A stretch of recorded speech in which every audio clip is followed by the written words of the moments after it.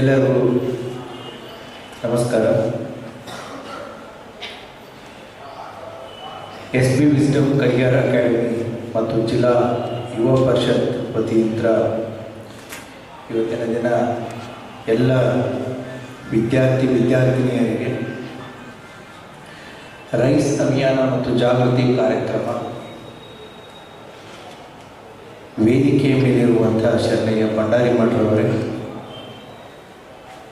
Pradeep Tarikere Gandhi Chowk inspector, ಶರಣು ಸಭಾದ ಅಧ್ಯಕ್ಷರು ಜಿಲ್ಲಾ ಯುವ ಪರಿಷತ್ ವಿಜಯಪುರ, ಡಾಕ್ಟರ್ ದೀಪಾ ರೆಡ್ಡಿ ಆಡಳಿತಾಧಿಕಾರಿಗಳು Ashwini institute of nursing Vijayapura, Ali Sheikh ನಮ್ಮ ಟ್ರಾಫಿಕ್ ಇನ್ಸ್ಪೆಕ್ಟರು ಎಲ್ಲರೂ ಕೂಡ ವೇದಿಕೆ ಮೇಲಿದ್ದಾರೆ. ಇವತ್ತಿನ ಕಾರ್ಯಕ್ರಮದ ಮೇನ್ ಉದ್ದೇಶ ಎರಡಿವೆ. ಒಂದು ಡ್ರಗ್ಸ್. ಎಷ್ಟು ಜನ ಇಲ್ಲಿ ತಾವು PC ಎಕ್ಸಾಮ್ಗೆ ಅಪಿಯರ್ ಆಗಬೇಕಂತಿದ್ದಾರೆ? PC ಎಕ್ಸಾಮ್ ಇಷ್ಟೇ ಜನ?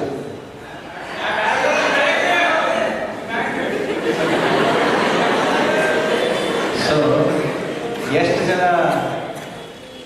KAS exam ಬರೀಬೇಕಂತಿದ್ದೀರಿ? ನೋಡಿದ್ದೇನೆ, ಮೇಲೆ ಇದ್ದು ನೋಡಿದ್ದೇನೆ. ಸೊ KAS ಎಷ್ಟು ಜನ ಇದೆ? ಎಷ್ಟು ಜನ UPSC ಎಕ್ಸಾಮ್ಸ್ ಬರೀಬೇಕಂತಿದ್ದೀರಿ? ಸೊ ಮೇಲಿದ್ದವರು ಎಲ್ಲ ಎಕ್ಸಾಮ್ ಬರೀತಾರೆ. ಸೊ ಒಂದು ಪ್ಯಾಟರ್ನ್ ಏನು ಅನ್ನಿಸ್ತಾ ಇದೆ ಅಂತಂದರೆ, PC ಎಕ್ಸಾಮ್ ಅಂತಂದ್ರೆ ಕೈಗಳು ಮೇಲೆ ಎತ್ತಿದ್ರು, ಭಾಳಷ್ಟು ಜನ ಕೈ ಎತ್ತಿದ್ರು. KPSC ಎಕ್ಸಾಮ್ಸ್ ಅನ್ನೋ ಸ್ವಲ್ಪ ಕಡಿಮೆ ಆಯಿತು. UPSC ಅಂತಂದ ತಕ್ಷಣವೇ ಬೆರಳಿಕೆಯಷ್ಟು ಕೈ ಜನ ಎತ್ತಾ ಇದ್ದಾರೆ. ಇದರ ಅರ್ಥ ಏನು ಅಂತಂತಂದರೆ, ನಮಗೆ ಕನಸುಗಳನ್ನು ಹೇಗೆ ಕಾಣಬೇಕು ಅನ್ನೋದನ್ನು ಯಾರು ಹೇಳ್ಕೊಟ್ಟಿಲ್ಲ ಅಂತ ಅನಿಸುತ್ತೆ. ನೀವು ಸೂರ್ಯನಿಗೆ ಗುರಿ ಇಟ್ಟಾಗ ಚಂದ್ರನ ಮುಟ್ತೀರ, ಚಂದ್ರನ ಗುರಿ ಇಟ್ಟಾಗ ಅಟ್ಲೀಸ್ಟ್ ನೆಲದ ಮೇಲೆ ಆದರೂ ಇರ್ತೀರ. ನೆಲದ ಮೇಲೆ ಇರಬೇಕು ಅಂತಂತೇಳಿ ಗುರಿ ಇಟ್ರಿ ಅಂತಂದರೆ ತಳಗಡೆ ಹೋಗ್ಬೇಕಾಗುತ್ತೆ. So your aim should be very high. ಇಲ್ಲಪ್ಪ ನಾನು ಇಲ್ಲೇ PC ಆಗಿ ನಾನು ಉಳಿತೀನಿ ಅಂತ ಅಂದ್ಕೊಂಡ್ರೆ PC ಆಗಲ್ಲ. Your aim should be high. You should target for the sun. ಸೂರ್ಯನೇ ಬೇಕು, ಸೂರ್ಯನ ಹತ್ರನೇ ನಾನು ಹೋಗ್ತೀನಿ, ಸೂರ್ಯನ ಲೆವೆಲ್ಗೆ ನಾನು ಮುಟ್ತೀನಿ ಅಂತೇಳಿ ನೀವು ಗುರಿಯನ್ನು ಇಟ್ಕೊಂಡಾಗ ಅಟ್ಲೀಸ್ಟ್ ಸೂರ್ಯ ಮುಟ್ಲಿಲ್ಲ ಅಂದ್ರೂ ಚಂದ್ರನ ಮೇಲಾದರೂ ಕಾಲಿಡ್ತೀರಿ. ಇಲ್ಲ ಚಂದ್ರನ ಮೇಲೆ ಕಾಲಿಡಕ್ಕೆ ಹೋಗಿ ಕಾಲು ಜರದು ಎಡಿ ಬಿದ್ದರೆ ಅಟ್ಲೀಸ್ಟ್ ನೆಲದ ಮೇಲಾದರೂ ಇರ್ತೀವಿ. So your aims should be high. So ಕನಸುಗಳನ್ನ ಕಾಣೋದಕ್ಕೆ ಏನಾದರೂ ದುಡ್ಡಂತೂ ಕೊಡಬೇಕಿಲ್ಲ. ಸೊ ಹಾಗಾಗಿ ಕನಸುಗಳದ್ದು ನಿಮ್ಮದು ಲಿಮಿಟೇಷನ್ಸ್ ಇತ್ತು ಅಂತಂತಂದರೆ ನಿಮ್ಮ ಗುರಿ ಸಾಧನೆಯೂ ಕೂಡ ಅಷ್ಟೇ ಲಿಮಿಟಾಗಿ ಉಳಿಯುತ್ತೆ. ಆಮೇಲೆ ಯಾರಾದರೂ ನೀವು ಕಾಂಪಿಟೇಟಿವ್ ಎಕ್ಸಾಮ್ಸು, ನಂಗೆ ನೌಕರಿ ಬೇಕು ಅಂತ ಎಷ್ಟು ಜನ ಇದ್ದೀರಿ? ನಂಗೆ ನೌಕರಿ ಬೇಕು, ಅದಕ್ಕೆ ನಾನು ಕಾಂಪಿಟೇಟಿವ್ ಎಕ್ಸಾಮ್ಸ್ ಬರೀತಾ ಇದ್ದೀನಿ ಅಂತೇಳಿ. ಸೊ ಉಳಿದವ್ರಿಗೆ ಬೇಡ, ನೌಕರಿ ಬೇಕು ಅಂತಂತೇಳಿ ಕಾಂಪಿಟೇಟಿವ್ ಎಕ್ಸಾಮ್ಸ್ಗೆ ಎಷ್ಟು ಜನ ತಯಾರಿ ಮಾಡ್ತಾ ಇದ್ದೀರಿ? ಕೈ ಮೇಲಲ್ಲ. ಓಕೆ, ಮೇಲವರು.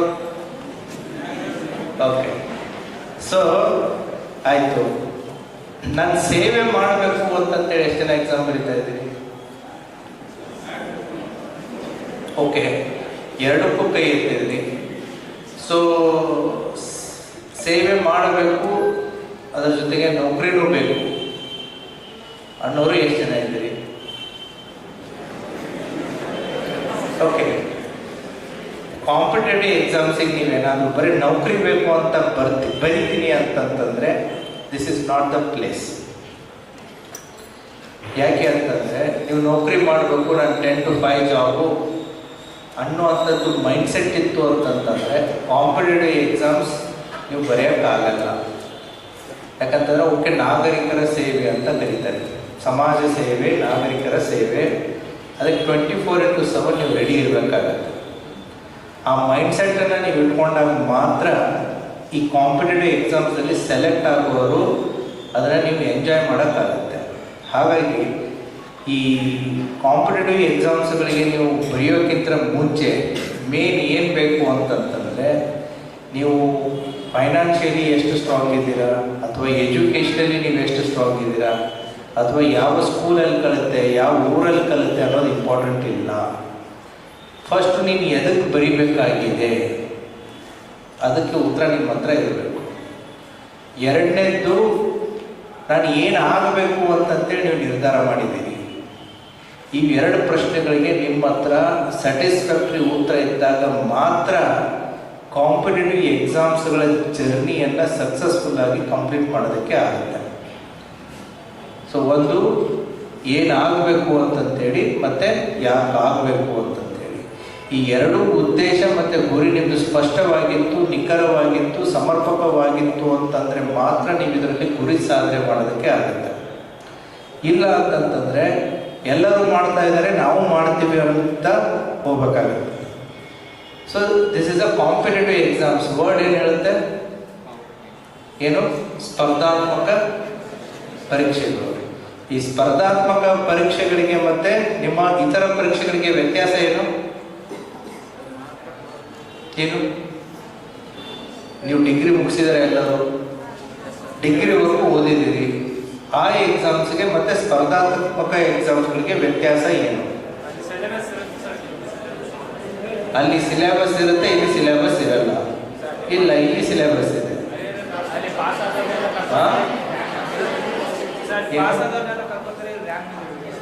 ಅಲ್ಲಿ ಪಾಸ್ ಆದವ್ರನ್ನೆಲ್ಲ ಕರ್ಕೋತಾರೆ, ಇಲ್ಲಿ ರ್ಯಾಂಕ್ ಬಂದವನ್ನ ಕರ್ಕೋತಾರೆ. ಮತ್ತೆ ನೀ ಎದ್ದಿತ್ತು ಹೇಳ್ಬೇಕಮ್ಮ ಜೋರಾಗಿ. ಹೇಳು, ಏನಾಗೋದಿಲ್ಲ, ಎಲ್ಲರೂ ನೋಡ್ತಾರೆ, ಏನಾಗೋದಿಲ್ಲ.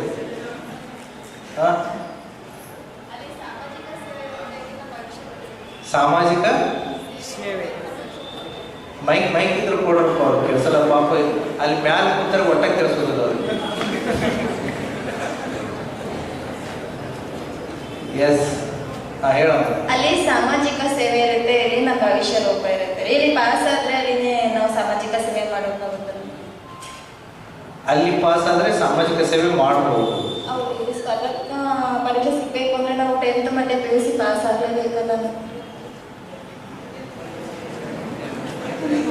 Please repeat. ಹೇಳಿ, ಏನಾಗಲ್ಲ ಹೇಳಿ. ಸರಿ ತಪ್ಪು ಯಾವುದೂ ಇಲ್ಲ ಇದರಲ್ಲಿ.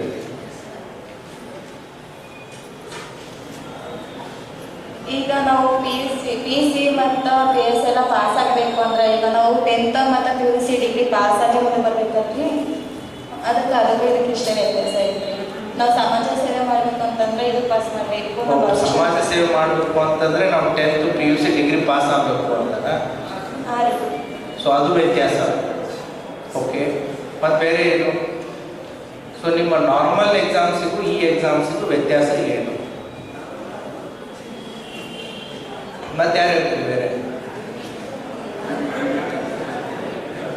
So see, this all are logical analysis ಕ್ವಶನ್ಸ್ಗಳು. ನಿಮಗೆ ಲಾಜಿಕಲಿ ಯೋಚನೆ ಮಾಡಬೇಕಾಗುತ್ತೆ. ಮತ್ತೆ ಇದು ಎಲ್ಲರಿಗೂ ಗೊತ್ತಿದ್ದೇನೆ, ಬಟ್ ಏನಿದು ಹೊಸದಾಗಿ ಈ ರೀತಿ ಪ್ರಶ್ನೆ ಬರ್ತಾ ಇದೆ ಅಂತ ನಿಮ್ಗೆ ಅನಿಸ್ಬೋದು. ಬಟ್ ನಿಮ್ಗೆ ಗೊತ್ತಿದ್ದೆ, ಇದು ಸಬ್ಜೆಕ್ಟ್ ಅಂತೂ ಗೊತ್ತಿಲ್ಲ. ಎಲ್ಲರೂ ಇದ್ರ ಬಗ್ಗೆ ನಿಮ್ಗೆಲ್ಲರಿಗೂ ನಾಲೆಜ್ ಇದೆ. ನೀವು ರೆಗ್ಯುಲರ್ ಡಿಗ್ರಿ ತನಕ ಓದಿರುವಂಥ ಎಕ್ಸಾಮ್ಸಿಗೂ ಮತ್ತು ಕಾಂಪಿಟೇಟಿವ್ ಎಕ್ಸಾಮ್ಸಿಗೆ ಏನು ಅನ್ನೋದು ನಿಮಗೆ ಗೊತ್ತಿದೆ. ಬಟ್ ನಾ ಇಷ್ಟೇ ಕೇಳಿದೆ, ವ್ಯತ್ಯಾಸ ಏನು ಅಂತಂತೇಳಿ. Now it decides who is the better candidate. ವ್ಯತ್ಯಾಸ, ಡಿಗ್ರಿ ತನಕ ನೀವು ಎಲ್ಲರೂ ಪಾಸ್ ಆಗ್ತೀರಿ. ನೀವು 10th ಪಾಸ್ ಆದ PUC ನಿಂಗೆ ಸೀಟ್ ಸಿಗ್ತದೆ. PUC ಪಾಸ್ ಆದ ಡಿಗ್ರಿಗೆ ಸೀಟ್ ಸಿಗ್ತದೆ. 5th ಸ್ಟ್ಯಾಂಡರ್ಡ್ ಪಾಸ್ ಆದ 6th ಸ್ಟ್ಯಾಂಡರ್ಡಿಗೆ ಸೀಟ್ ಸಿಗ್ತದೆ. ಫೇಲ್ ಅನ್ನೋದು ಭಾಳ ವಿರಳ. ನಿಂದು ಗ್ರ್ಯಾಜುವಲ್ ಪ್ರೋಗ್ರೆಸ್ ಇದೆ ರೆಗ್ಯುಲರ್ ಸಿಲೆಬಸ್ದಲ್ಲಿ. ಆ ಸಿಲೆಬಸ್ದಲ್ಲಿ ಕೊನೆಗೆ ಹೊಂದಿಸಿ ಬರೆಯಿರಿ, ಬಿಟ್ಟ ಸ್ಥಳ, ಪ್ರಶ್ನೆಗಳು 1 ಮಾರ್ಕಿಂದು 2 ಮಾರ್ಕಿಂದು ಎಲ್ಲ ಅದಾವೆ. ಎಕ್ಸಾಮ್ಸ್ದಾಗ ಏನು ಬರ್ತಾವು? ಅವೋ ಬರ್ತಾವೆ. ಎಲ್ಲಿವರೆಗೂ? ಡಿಗ್ರಿವರೆಗೂ ಸಿಲೆಬಸ್ ಇದೆ. ಆ ಸಿಲೆಬಸ್ ಬಿಟ್ಟು ಒಂದು ಹೊರಗಿದ್ದು ಬಂದ್ರೆ ಏನು ಕೇಳ್ತೀರಿ ನೀವು? ಎಕ್ಸ್ಟ್ರಾ ಮಾರ್ಕ್ಸ್ ಕೊಡ್ರಿ ಅಂತಂತೇಳಿ, ಗ್ರೇಸ್ ಕೊಡಬೇಕು ಅಂತಂತೇಳಿ. ಆ ಎಕ್ಸಾಮ್ ಏನು ಅಂತಂದ್ರೆ ನಿಮ್ಮನ್ನೆಲ್ಲರೂ ಪಾಸ್ ಮಾಡೋ ಎಕ್ಸಾಮ್ಸ್ಗಳು, ಡಿಗ್ರಿ ದಾಟೋವರೆಗೂ. ಕಾಂಪಿಟೇಟಿವ್ ಎಕ್ಸಾಮ್ಸ್ಗಳು ಪಾಸ್ ಮಾಡೋ ಎಕ್ಸಾಮ್ಸ್ಗಳೆಲ್ಲ ನಿಮ್ಮನ್ನ ಫೇಲ್ ಮಾಡಿಸೋ ಎಕ್ಸಾಮ್ಸ್ಗಳು. The competitive exams are not the exams for selection. The competitive exams are exams for rejection. ಹೌದಾ? ಸೋಸಿ ತೆಗೆದ ಫಿಲ್ಟರ್ದಾಗ ಯಾವ್ದು ಉಳಿತೈತೆ ನೋಡ್ತಾರೆ. ಒಂದ್ಸಾರಿ ಸೋಸೋದಲ್ಲ, ಅದನ್ನು 1000ದಾಗ 1 ಉಳಿಬೇಕು ಅಂತಂದ್ರೆ 8 ಮಂದಿನ ಸೋಸ್ಬೇಕು, 990 ಮಂದಿನ ಸೋಸ್ಬೇಕಾಗ್ತದೆ. ಅಷ್ಟೊಂದು ಗಟ್ಟಿತನ, ಅಷ್ಟೊಂದು ತಾಳ್ಮೆ, ಅಷ್ಟೊಂದು ಹಾರ್ಡ್ ವರ್ಕು, ಅಷ್ಟೊಂದು ಪರ್ಸಿಸ್ಟೆನ್ಸು ಈ ಕಾಂಪಿಟೇಟಿವ್ ಎಕ್ಸಾಮ್ಸ್ಗಳಲ್ಲಿ ಬೇಕಾಗುತ್ತೆ. ಈ ಎಕ್ಸಾಮ್ಸ್ನಲ್ಲಿ ಹೌದಾ, ನೀವು ಡಿಗ್ರಿಯಲ್ಲಿ ಇರ್ತೀರಿ, ಯಾವುದೋ ಒಂದು ಸೆಮಿಸ್ಟರು, ಒಂದು ಎಕ್ಸಾಮ್ ಫೇಲ್, ಸೆಮಿಸ್ಟರ್ ಯಾವುದೋ ಒಂದು ಸಬ್ಜೆಕ್ಟ್ ಹೋಯ್ತು ಅಂತ ಇಟ್ಕೋ, ನೆಕ್ಸ್ಟ್ ಸೆಮಿಸ್ಟರ್ ತೋತಾರಲ್ಲ.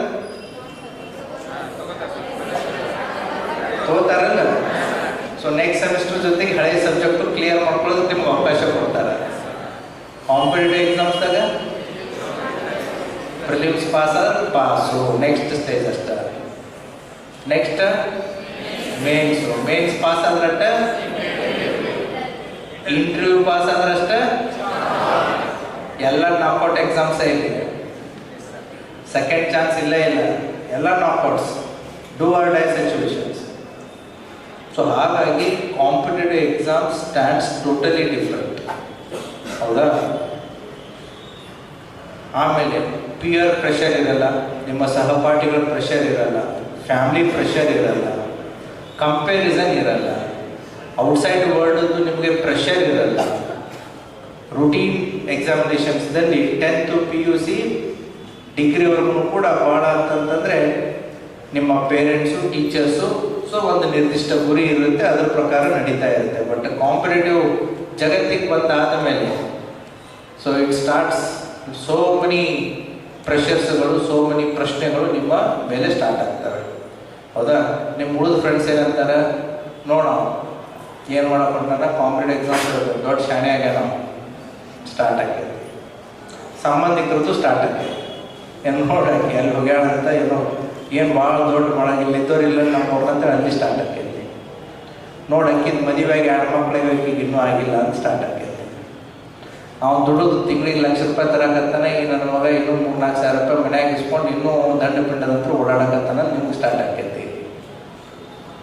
ಸೊ ಸ್ಟಾರ್ಟಿಂಗ್ 1 ವರ್ಷ ಎಲ್ಲರೂ ಫುಲ್ ಹವಾದಾಗ ಖುಷಿಯೊಳಗೆ ಹೇಳ್ತಾರೆ, ಏನು ಅಂತಂತಂದ್ರೆ ಊರು ತುಂಬ ಹೇಳಿ ಬಂದ್ಬಿಡ್ತಾರೆ, ಕಾಂಪಿಟೇಟಿವ್ ಎಕ್ಸಾಮ್ಸ್ ಓದಾಕತ್ತೀವಿ ಅಂತಂತೇಳಿ. After 1 year so lot of questions arises.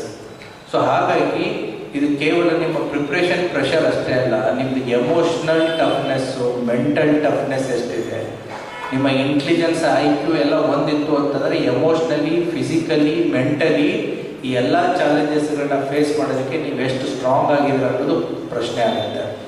ಯಾಕೆ ಅಂತಂದರೆ ಇಲ್ಲಿ ಕನ್ಸಿಸ್ಟೆನ್ಸಿನೂ ಬೇಕು, ಹಾರ್ಡ್ ವರ್ಕು ಬೇಕು, ಪೇಷನ್ಸು ಬೇಕು. So you will put efforts only in your process. Results ಏನಾಗುತ್ತೆ ನನಗೂ ಗೊತ್ತಿಲ್ಲ, ನಿಮಗೂ ಗೊತ್ತಿಲ್ಲ.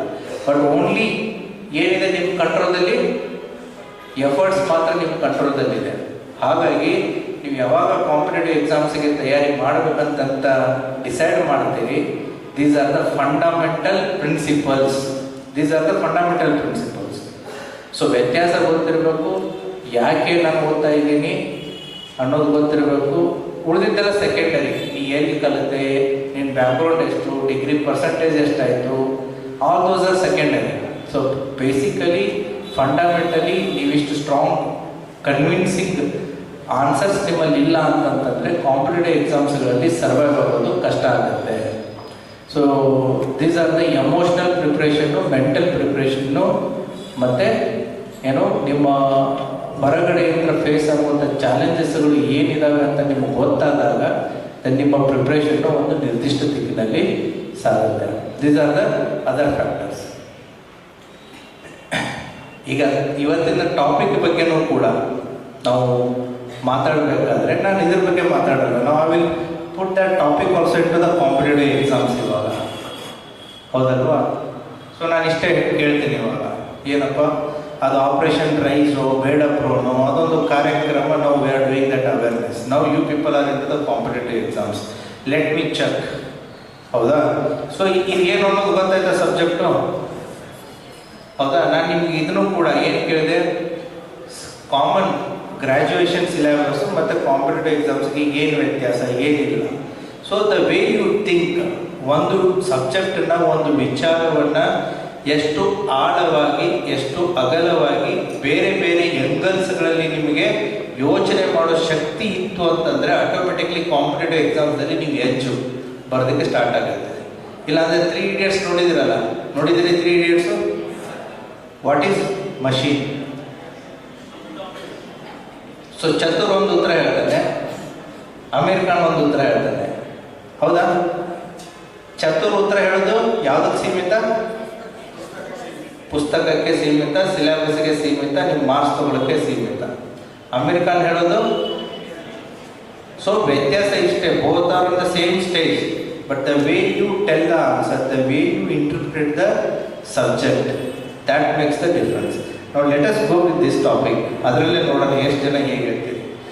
ಮಾದಕ ವ್ಯಸನ ಸಮಾಜದ ಮೇಲೆ ಮಾಡುವಂಥ ದುಷ್ಪರಿಣಾಮಗಳು ಏನು? ನಿಮಗೆ ಪ್ರಶ್ನೆ ಬರುತ್ತೆ.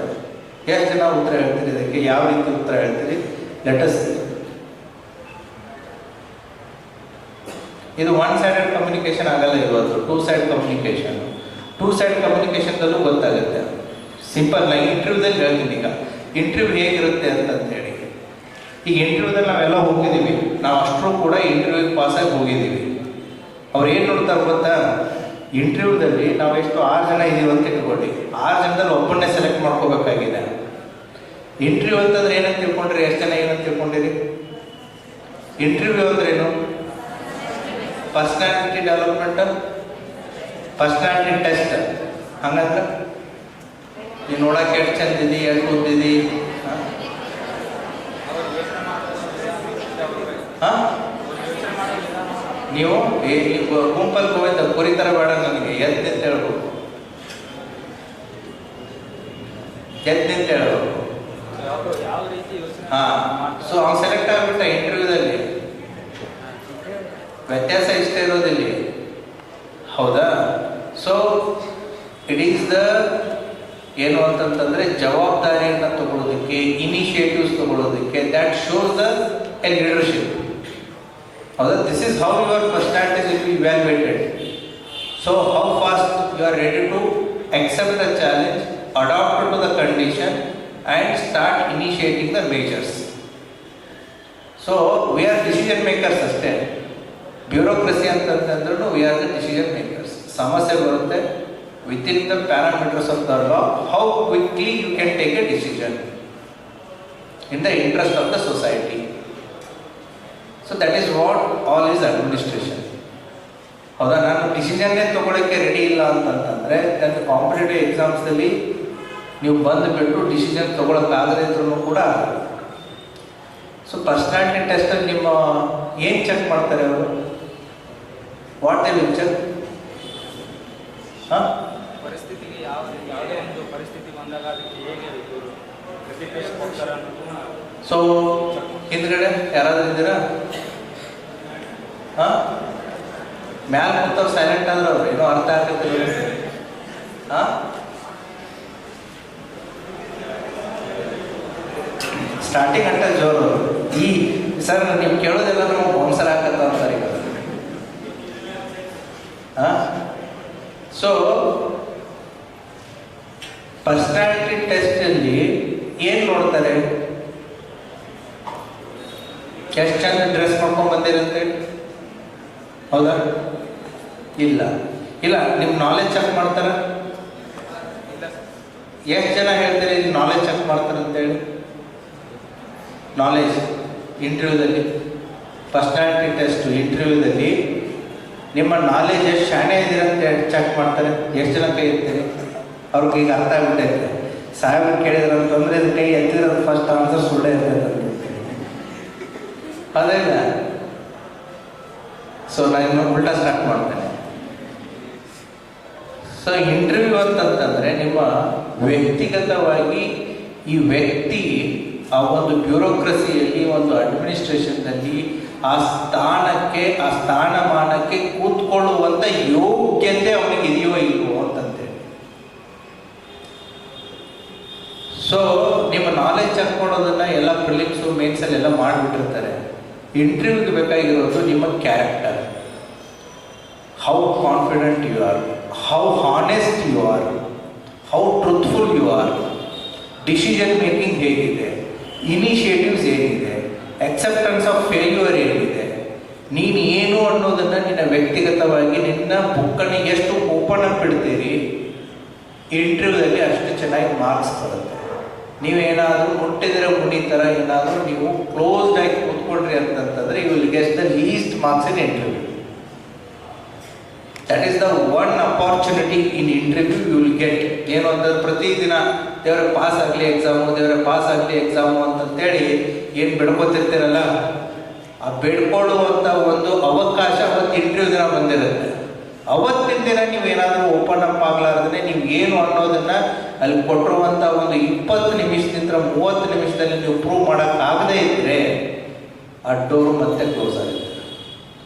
ಹಾಗಾಗಿ ಈ ಪರ್ಸ್ನಾಲಿಟಿ ಟೆಸ್ಟ್, ನಾನು ಸ್ಟಾರ್ಟಿಂಗ್ ಏನು ಹೇಳಿದೆ ನಿಮಗೆ, ಯಾಕೆ ಈ ಎಕ್ಸಾಮ್ನ ಬರಿತಾ ಇದ್ದೀರಾ ಮತ್ತು ಏನಾಗಬೇಕು ಅಂತ ಬರಿತಾ ಇದ್ದೀರಾ, ಇದು ನಿಮಗೆ ಮೆಂಟಲಿ ನೀವು ಮೊದಲಿಂದಲೇ ಪ್ರಿಪ್ರೇಷನ್ಗಿಂತ ಮುಂಚೆನೇ ಈ ಪ್ರಶ್ನೆಗಳಿಗೆ ಉತ್ತರ ಹುಡುಕಿದ್ದೀರಿ ಅಂತಂತಂದರೆ ಹೌದಾ, ಇಲ್ಲಿ ಇಂಟರ್ವ್ಯೂದಲ್ಲಿ ಈಸಿ ಆಗುತ್ತೆ.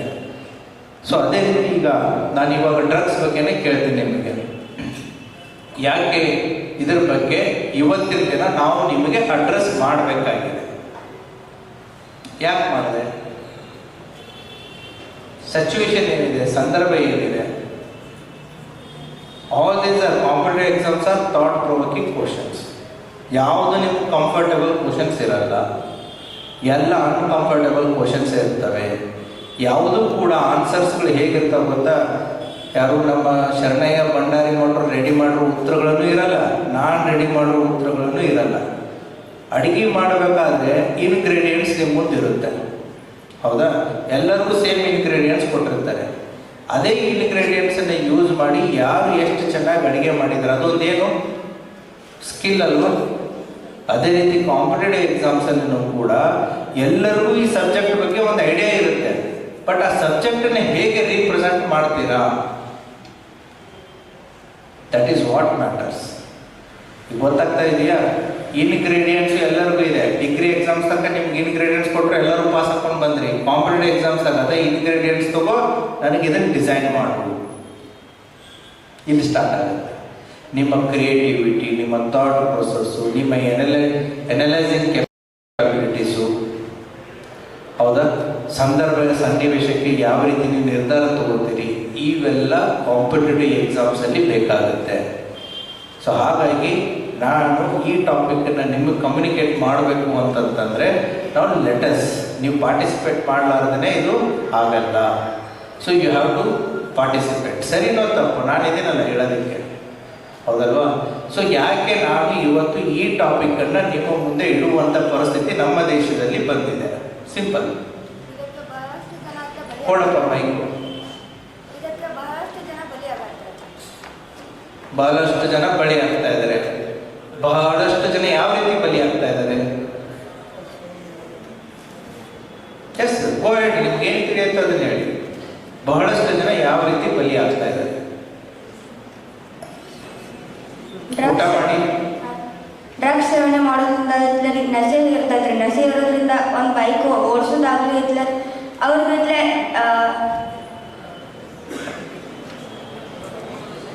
ಸರಿ ಇದೆ, ಹೌದಾ? ಅವ್ರ ಇತ್ಲರಿ ಮೈ ಮೇಲೆ ಪ್ರಜ್ಞೆ ಇರಲ್ಲ. ಅದರಿಂದ ಯಾವ ವರ್ತನೆ ಮಾಡ್ತಾರೋ ಅವ್ರಿಗೂ ಗೊತ್ತಿರಲ್ಲ. ಸೊ ನಾನೇನು ಹೇಳ್ತೀನಿ, ಅವರ ವೈಯಕ್ತಿಕ ಭವಿಷ್ಯವನ್ನು ಹಾಳು ಮಾಡ್ಕೊತಾರೆ, ಪ್ರಾಣ ಹಾನಿ ಮಾಡ್ಕೊತಾರೆ, ಆರೋಗ್ಯದ ಹಾನಿ ಮಾಡ್ಕೊತಾರೆ, ಅದರಿಂದ ಕೌಟುಂಬಿಕವಾಗಿಯೂ ಕೂಡ ಹಾನಿ ಆಗುತ್ತೆ, ಹೌದಾ? ಎಸ್. ನೀ ಹೇಳಿದ್ದಕ್ಕೂ ನಾ ಹೇಳಿದ್ದಕ್ಕೂ ವ್ಯತ್ಯಾಸ ಏನಿದೆ? ಡಿಫ್ರೆನ್ಸ್ ಅರ್ಥ ಆಗ್ತಾ ಇದೆಯಲ್ಲ? ಉತ್ತರ same, but but the way you tell matters. Next ಹೋಗಿ ಮತ್ತೆ ಯಾಕೆ ನಾನು ಈ ವಸ್ತು ಪರಿಸ್ಥಿತಿಯನ್ನು ನಿಮ್ಮ ಜೊತೆಗೆ ನಾನು ಇವತ್ತು ಚರ್ಚೆ ಮಾಡಬೇಕಾಗಿದೆ. ನೋಡೋಣ, ನೀನು ಮಾತಾಡಿದ್ದು ಕೇಳಿಸುತ್ತೆ ಇಲ್ಲ, ಅಲ್ಲಂತೂ ಮೈಕ್ ಬರೋದಿಲ್ಲ.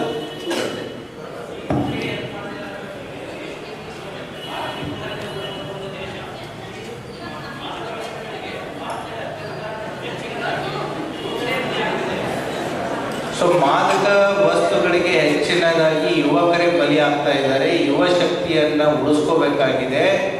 ಹೌದಾ ಹೌದಾ ಹೌದಂದ್ರೆ ಕೈ ಮೇಲೆ ಮಾಡಿ, ಅಲ್ಲಿ ನೀನೆಲ್ಲ ಅಲ್ಲಿ ಮ್ಯಾಲದನ.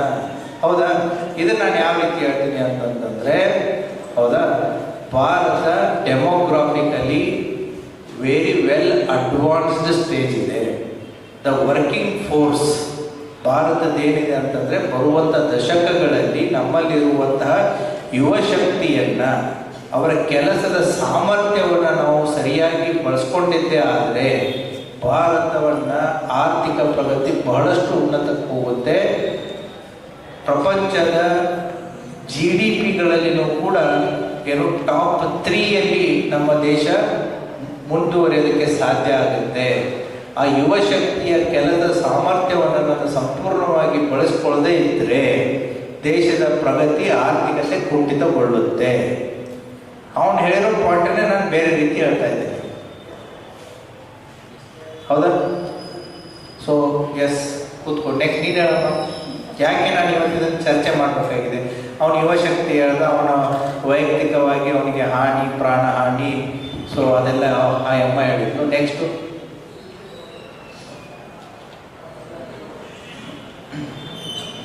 ನೋಡಿ, ಇವರೆಲ್ಲ ಪ್ರೇಕ್ಷಕರು ಯಾರಾದರೂ ಹೇಳ್ತಾರೆ ಅಂತಂತೆ ಕುಂತು ಕಾಯ್ತಾ ಇರ್ತಾರೆ. ಹೌದಾ? ಪ್ರೇಕ್ಷಕನಾಗಿ ಉಳಿದ್ರೆ ನೀನು ನಾಳೆ ಪ್ರೇಕ್ಷಕನಾಗಿ ಉಳಿಬೇಕಾಗತ್ತೆ. ಇಲ್ಲಿಂದ ಸೆಲೆಕ್ಟ್ ಆಗಿ ಬಂದವ್ರನ್ನ ಇಲ್ಲಿ ಸನ್ಮಾನಿಸ್ಬೇಕಾದ್ರೆ ನೀನು ಕ್ಲಾಪ್ ಮಾಡಬೇಕಾಗತ್ತೆ.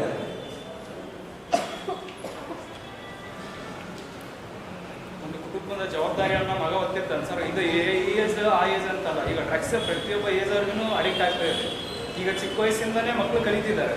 ಬಟ್ ಈ ಏಜ್ ಅವ್ರಿಗೆ ನಮಗೆ ಏನು ಕೊಡ್ತಿದ್ದೀರಾ ಅಂದರೆ, ನಾವು ಸ್ವಲ್ಪ ಪೂರ್ತಿ ತಿಳ್ಕೊಂಡಿದ್ದೀವಿ ಅಂತಲ್ಲ, ಸ್ವಲ್ಪ ನಾವು ತಿಳ್ಕೊಂಡಿದ್ದೀವಿ.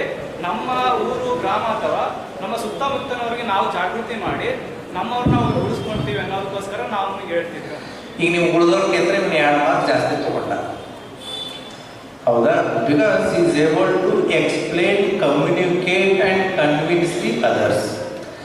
ಈಗ ಉಳಿದ ಉತ್ತರಕ್ಕೆ ಇವನ ಉತ್ತರಕ್ಕೆ ವ್ಯತ್ಯಾಸ ಏನು ಅಂತಂದರೆ, ನೀವು ಹೇಳಿರೋ ಪಾಯಿಂಟ್ಸ್ಗಳನ್ನು ನಾನು ಅಬ್ಸರ್ವ್ ಮಾಡಿಕೊಂಡು ನಾನು ಮತ್ತೆ ಅದನ್ನು ರೀಇಂಟರ್ಪ್ರಿಟೇಟ್ ಮಾಡಿ ನಿಮಗೆ ಕಮ್ಯುನಿಕೇಟು, ಕನ್ವಿನ್ಸ್ ಆಗೋಗಿ ನಾನು ಹೇಳೋ ಪ್ರಯತ್ನ ಮಾಡಿದೆ. ಈ ಕ್ಯಾಂಡಿಡೇಟು ತನ್ನದೇ ಆದಂಥ ಒಂದು ಸಾಮರ್ಥ್ಯದಲ್ಲಿ ಅದನ್ನು ಕನ್ವಿನ್ಸ್ ಆ್ಯಂಡ್ ಕಮ್ಯುನಿಕೇಟ್ ಮಾಡುವಂಥದ್ದು. ಈಗ ಅರ್ಥ ಆಗ್ತಾಯಿದೆ. Communication skills, English communication skill ಅಲ್ಲ, ಕಮ್ಯುನಿಕೇಷನ್ ಸ್ಕಿಲ್ ಅಂತಂತಂದರೆ ನೀನು ಅಪೋಸಿಟ್ ಇರುವಂಥ ವ್ಯಕ್ತಿಗೆ ಸಂಕ್ಷಿಪ್ತವಾಗಿ, ನೇರವಾಗಿ, ನಿರ್ದಿಷ್ಟವಾಗಿ, ಕನ್ವಿನ್ಸಿಂಗ್ ಆಗಿ ಹೇಳುವಂಥ ಸಾಮರ್ಥ್ಯನೇ communication skill. English may be a medium of communication. ಹೌದಾ? ಕಮ್ಯುನಿಕೇಷನ್ ಸ್ಕಿಲ್ ಏನಿದೆ ಎಲ್ಲ ಭಾಷೆಗಳಲ್ಲೂ ಆ ಸ್ಕಿಲ್ ಸೇಮು. ಸ್ಕಿಲ್ ಬೇಕಾಗಿರೋದು communication may be a medium of language English ಇರ್ಬೋದು. So you should be able to communication skill ಹೋಗ್ತಾ ಇದ್ದೀವಿ, ಕಮ್ಯುನಿಕೇಷನ್ ಸ್ಕಿಲ್ ಹೋಗ್ತಾ ಇದ್ದೀವಿ. ಏನದು? How you are able to understand and communicate to the others with convincing manner. That is the communication skill. ಮತ್ತೆ ಇಲ್ಲೇ ಗೊತ್ತಾಗ್ತಾ ಇದೆ ನಿಮಗೆ ವಾಟ್ ಕಾಂಪಿಟೇಟಿವ್ ಎಕ್ಸಾಮ್ಸ್ ಡಿಮ್ಯಾಂಡ್ಸ್ ಅಂತ ಹೇಳಿ. ಅದು ಔಟ್ ಆಫ್ ಬಾಕ್ಸ್ ಥಿಂಕಿಂಗ್ ಬೇಕು. ಔಟ್ ಆಫ್ ಬಾಕ್ಸ್ ಥಿಂಕಿಂಗ್ ಆಯಿತು, ಓಕೆ. ಯಾಕೆ ಇನ್ನೂ ಒಂದು ರೀತಿ ಕೇಳ್ತೀನಿ ನಾನು ಇವಾಗ. ಇದೇ ಟಾಪಿಕನ್ನು ಬೇರೆ ರೀತಿ ಪ್ರಶ್ನೆ ಕೇಳ್ತೇನೆ. ಭಾರತದ ಭೌಗೋಳಿಕ ಸ್ಥಾನಮಾನವನ್ನು ನೋಡಲಾಗಿ ಮಾದಕ ವಸ್ತುಗಳು ಯಾವ ರೀತಿ ನಮ್ಮ ದೇಶದ ಮೇಲೆ ಪರಿಣಾಮವನ್ನು ಬೀರ್ತಾ ಇದ್ದಾವೆ. ಸಬ್ಜೆಕ್ಟ್ ಸೇಮ್, ಡ್ರಗ್ಸ್ ಬಗ್ಗೆ ನಾವು ಇವತ್ತು ಮಾತಾಡಕತ್ತೀವಿ. ನಾನು ಇವತ್ತು ಫಸ್ಟ್ ಪ್ರಶ್ನೆ ಏನಿತ್ತು, ಇವತ್ತು ನಾನು ಯಾಕೆ ಇದನ್ನು ಚರ್ಚೆ ಮಾಡ್ತಾ ಇದ್ದೀನಿ ಅನ್ನೋದಿತ್ತು. ಈಗ ನಾನು ಇದೇ ಸೇಮ್ ಸಬ್ಜೆಕ್ಟನ್ನು ಬೇರೆ ರೀತಿ ಪ್ರಶ್ನೆ ಮಾಡ್ತಾ ಇದ್ದೀನಿ. ಮಾದಕ ಭಾರತದ ಭೌಗೋಳಿಕ ಸ್ಥಾನಮಾನವನ್ನು ನೋಡಲಾಗಿ ಮಾದಕ ವಸ್ತುಗಳ ಚರ್ಚೆ ಇವತ್ತಿನ ದಿನಮಾನದಲ್ಲಿ ಅತಿ ಅವಶ್ಯಕವಾಗಿದೆ. ವಿವರಿಸಿ. 10 ಮಾರ್ಕ್ಸ್ 20 ಮಾರ್ಕ್ಸ್ ಅಥವಾ ಎಸ್ಸೇನೆ ಬರ್ಬೋದು. ಇವಾಗ ಹೇಳಿ, ಸಬ್ಜೆಕ್ಟ್ ಇಷ್ಟೇ, ಬಟ್ ಕಾಂಟೆಕ್ಸ್ಟ್ ಏನು ಕೇಳ್ತಾ ಇದ್ದಾರೆ ಅವನು? ಭೌಗೋಳಿಕ ಸ್ಥಾನಮಾನವನ್ನ ನೋಡಲಾಗಿ ಅಂತಂತೇಳಿ. ನೋಡೋಣ ಎಷ್ಟು ಜನ ಯೋಚನೆ ಮಾಡ್ತೀರಿ, ಎಷ್ಟು ಜನ ಉತ್ತರ ಕೊಡೋದಕ್ಕೆ ಸಾಧ್ಯ ಆಗುತ್ತೆ? ನೀ ಕೊಡು ಮೇಲೆ ಎನಿಬಡಿ.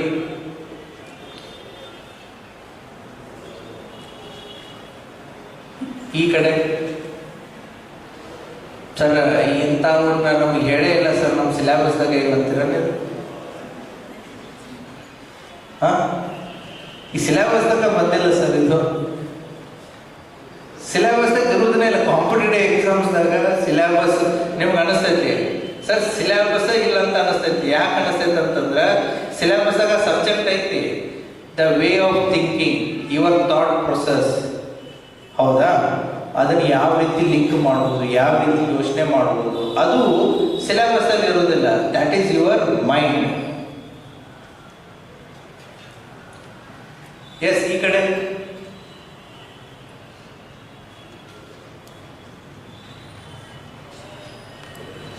ಒಬ್ರು ಇಲ್ಲ. ಸರಿನೋ ತಪ್ಪು ಹೇಳಿ. ಐ ವಾಂಟ್ ಟುಡೇ, ಇವತ್ತು ನೀವು ಅಟ್ಲೀಸ್ಟ್ ನಿಮ್ಮ ಕಂಫರ್ಟ್ ಝೋನ್ ಏನು ಹೇಳೋ, ಕುರ್ಚಿ ಮೇಲೆ ಕೊಡೋದು ಕಂಫರ್ಟ್ ಝೋನು, ಕುರ್ಚಿ ಬಿಟ್ಟು ಹೇಳೋದು ಅನ್ಕಂಫರ್ಟ್ ಝೋನು. ಕಾಂಪಿಟೇಟಿವ್ ಎಕ್ಸಾಮ್ಸು ನಿಮಗೆ ಕಂಫರ್ಟು ಕೊಡಲ್ಲ. It is always uncomfort. ನೀವು ಎಕ್ಸಾಮ್ ಪಾಸ್ ಆಗಬೇಕಾ, every day you should become uncomfort. ಆ ಅನ್ಕಂಫರ್ಟ್ನೆಸ್ಸನ್ನು ಫೇಸ್ ಮಾಡಿ ಮಾಡಿ ಮಾಡಿ ಮಾಡಿ that uncomfortness situation will become comfort. ಹೇಳೋಣ. ಫೋನ್ ಇದು ಮೈಕ್. ಭಾರತದಲ್ಲಿ ಅದು ಆರ್ಥಿಕತೆ ಮೇಲೆ ನಾನು ಅದನ್ನು ಎಕ್ಸ್ಪ್ಲೇನ್ ಮಾಡಿ ಹೇಳಿಬಿಟ್ಟೆ. ನಾನು ಭೌಗೋಳಿಕ ಸ್ಥಾನಮಾನವನ್ನು ಗುರುತಿಸಿ, ಭಾರತದ ನೀವು ಮ್ಯಾಪ್ ನೋಡಿದರೆ ಡ್ರಗ್ಸ್ ಅನ್ನುವಂಥ ವಿಚಾರ ಯಾಕೆ ಇಂಪಾರ್ಟೆಂಟು? ಸರ್, ನಮ್ಮ ಭಾರತ ದೇಶವನ್ನು ನೋಡಿದಾಗ ನಮ್ಮದೊಂದು ಪರ್ಯಾಯ ದ್ವೀಪ ಸರ್. 3 ಕಡೆ ಜಲಭಾಗವನ್ನು ಹೊಂದಿದ್ದು, ಒಂದು ಕಡೆ ಭೂಭಾಗ ಹೊಂದಿದೆ ಸರ್. ಈ ಕಡೆ ವಾಯುವ್ಯದ ಕಡೆ ಬಂದಾಗ ಪಾಕಿಸ್ತಾನ, ಅಫ್ಘಾನಿಸ್ತಾನ ರಾಷ್ಟ್ರಗಳು ಬರ್ತವೆ ಸರ್. ಉತ್ತರ ಬಂದಾಗ ಚೀನಾ ದೇಶ ಬರುತ್ತೆ ಸರ್. ಈ ಕಡೆ ದಕ್ಷಿಣದಲ್ಲಿ ಬಾಂಗ್ಲಾದೇಶ ಬರುತ್ತೆ ಸರ್. ಇವೆಲ್ಲ ರಾಷ್ಟ್ರಗಳು ಒಂಥರ ನಮ್ಗೆ ಏನಿದಾವೆ ಅಂದರೆ ಶತ್ರು ರಾಷ್ಟ್ರಗಳು ಇದ್ದಾವೆ. ಅವ್ರಿಗೆ ಗೊತ್ತಿದೆ ಸರ್, ನಮ್ಮ ದೇಶದಲ್ಲಿ ಯುವಕರು ಭಾಳ ಇದ್ದಾರೆ. ಅವರಿಗೆ ಗೊತ್ತಿದೆ ಅವ್ರಿಗೂ ಕೇಳಿಸ್ಲಿ, ಯಾಕಂತಂದ್ರೆ ಉಳಿದವ್ರಿಗೂ ಕೇಳಿಸ್ಲಿ, ನಿಮ್ಮ ಉತ್ತರಗಳು ವ್ಯತ್ಯಾಸಗಳು ಹೇಗೆ ಡಿಫ್ರೆನ್ಸ್ ಮಾಡುತ್ತೆ ಅಂತ. ಆ ಎಲ್ಲ ಶತ್ರು ರಾಷ್ಟ್ರಗಳಿಗೆ ಗೊತ್ತಿದೆ ನಮ್ಮ ದೇಶ ಯುವಕರಿಂದ ಬಹಳಷ್ಟು ಜನ ಏನಿದ್ದಾರೆ ಯುವಕರಿದ್ದಾರೆ. ಅವರೇನಾದರೂ ನಮಗೆ ಯುವಕರಿಗೆ ಡ್ರಗ್ಸ್ ಅಡಿಕ್ಟ್ ಮಾಡೋದ್ರಿಂದ ಮಾಡಿದ್ರಿಗೆ ನಮ್ಮ ದೇಶದ ಆರ್ಥಿಕತೆ ಆಗಿರ್ಬೋದು, ಸಾಮಾಜಿಕತೆ ಆಗಿರ್ಬೋದು, ಎಲ್ಲ ಬೆಳವಣಿಗೆಯಲ್ಲೂ ಏನಾಗ್ಬೋದು ಕುಂಠಿತ ಆಗುವಂಥ ಸಾಧ್ಯತೆ ತುಂಬ ಹೆಚ್ಚಿರುತ್ತೆ. ಆದರೆ ಹಾಗಾಗಿ ಭೌಗೋಳಿಕವಾಗಿ ಈ ಥರ ಡ್ರಗ್ಸ್ ಅಡಿಕ್ಟನ್ನು ನಾವು ತಡೆಗಟ್ಟಬೇಕಾಗುತ್ತೆ. ಸೊ ಅವನಿಗೆ ಕ್ಲಾಸ್ ಹಾಕಿ.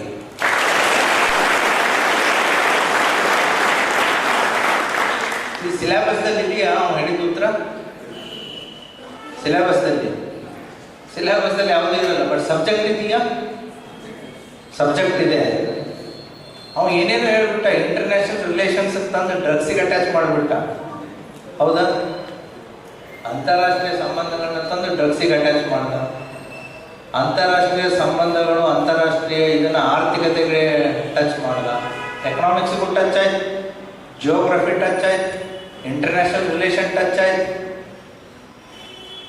ಸೊ ಈಗ ಕೊಡಪ್ಪ, ಈಗ ದ ಬೆಸ್ಟ್ ಕ್ರಿಕೆಟರ್ಸನ್ನು ಹೆಂಗೆ ಡಿಸೈಡ್ ಮಾಡ್ತಾರೆ ಹೇಳು? ಅವ್ನು ಬರೀ ಕವರ್ ಡ್ರೈವ್ ಹೊಡಿತಿದ್ದ ಅಂತ ತಿಳ್ಕೊ, ಅವನು ಬೆಸ್ಟ್ ಕ್ರಿಕೆಟರ್ ಆಗ್ತಾನೋ? ಅಥವಾ 360 ಡಿಗ್ರಿ ಆ್ಯಂಗಲ್ ಒಂದು ಶಾರ್ಟ್ಸ್ ಅವನ ಹತ್ರ ಇದ್ರೆ ಅವನು ಬೆಸ್ಟ್ ಕ್ರಿಕೆಟರ್ ಆಗ್ತಾನೆ? ಮತ್ತು ಇವೆಲ್ಲ ತಿಳಿತಾವೆ, ಇದು ತಿಳಿದಿಲ್ಲ. ಹಾಂ, ಸೊ ಆಯ್ತು. ಮತ್ತೆ ಯಾರು ಹೇಳ್ತೀರಿ? ಇನ್ನೂ ನಂದು ಅರ್ಧ ಉತ್ತರ ಕೊಟ್ಟಾನ, ಇನ್ನೂ ಹೇಳ್ಬೇಕು ಅದನ್ನ. ಮತ್ತೆ ಯಾರು ಹೇಳ್ತೀರಿ? ನೀವೆಲ್ಲ ನೋಡಿರ್ತೀರಿ ಇದನ್ನ. ನಿಮ್ಗೆ ಯೋಚನೆ ಮಾಡುವಂಥ ಸಾಮರ್ಥ್ಯ ಕೆಪಾಸಿಟಿ ಬರಬೇಕಾಗಿರುತ್ತೆ. ಸೊ ಈಗ ನಾ ಹೇಳಿದ ಮೇಲೆ ನಿಮ್ಗೆ ಅನಿಸುತ್ತಾ ಹೌದಲ್ಲ, ಹಿಂಗೂ ಯೋಚನೆ ಮಾಡ್ಬೋದಲ್ಲ ಅಂತಂತೇಳಿ. ಕಾಂಪಿಟೇಟಿವ್ ಎಕ್ಸಾಮ್ಸಿಗೆ ಬೇಕಾಗೋದೇ ಅದು. ಡ್ರಗ್ಸ್ ಹೆಚ್ಚಾಗಿ ಕಂಡುಬರುವುದು ಬೌಂಡ್ರಿ ಪ್ರದೇಶದಲ್ಲಿ ಮತ್ತು ಹಿಂದುಳಿದ ಪ್ರದೇಶಗಳು ಜಾಸ್ತಿ. ಮೈಕಲ್ ಮಾತಾಡಿ. ಹಲೋ. ಹಿಂದುಳಿದ ಪ್ರದೇಶದಲ್ಲಿ ಜಾಸ್ತಿ ಡ್ರಗ್ಸ್ ಸೇವನೆ ಕಂಡುಬರುತ್ತದೆ. ಕಾರಣ ಅವರಿಗೆ ಅವೇರ್ನೆಸ್ ಕಡಿಮೆ ಇರುವುದರಿಂದ. ಮತ್ತು ಇನ್ನೊಂದರಲ್ಲಿ ಏನಂದರೆ ಬೌಂಡ್ರಿ ಪ್ರದೇಶದಲ್ಲಿ ಜಾಸ್ತಿ ಕಂಡುಬರ್ತದೆ. ಕಾರಣ ನಮ್ಮ ಮೂಲ ಡ್ರಗ್ಸ್ಗಳು ಬರುವುದೇ ಆ ಮಾರ್ಗದಿಂದ. ಹೀಗಾಗಿ ಇದು ಆರ್ಥಿಕವಾಗಿ ಮತ್ತು ಸಾಮಾಜಿಕವಾಗಿ ಒಂದು ಪಿಡುಗಾಗಿದೆ.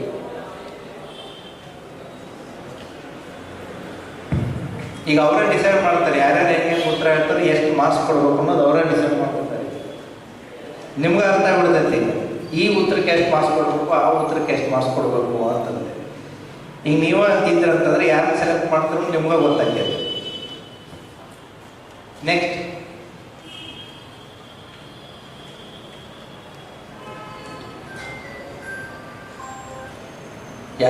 ಯಾರೂ ತಪ್ಪಲಿಲ್ಲ. ಈಗ ಇದ್ರಲ್ಲಿ ಪಾರ್ಟಿಸಿಪೇಷನ್ ಮಾಡಲೇಬೇಕು. Then only you will understand ಏನು ಅಂತಂದರೆ the requirements of this competitive exams. I am taking the same subject but in a different approach.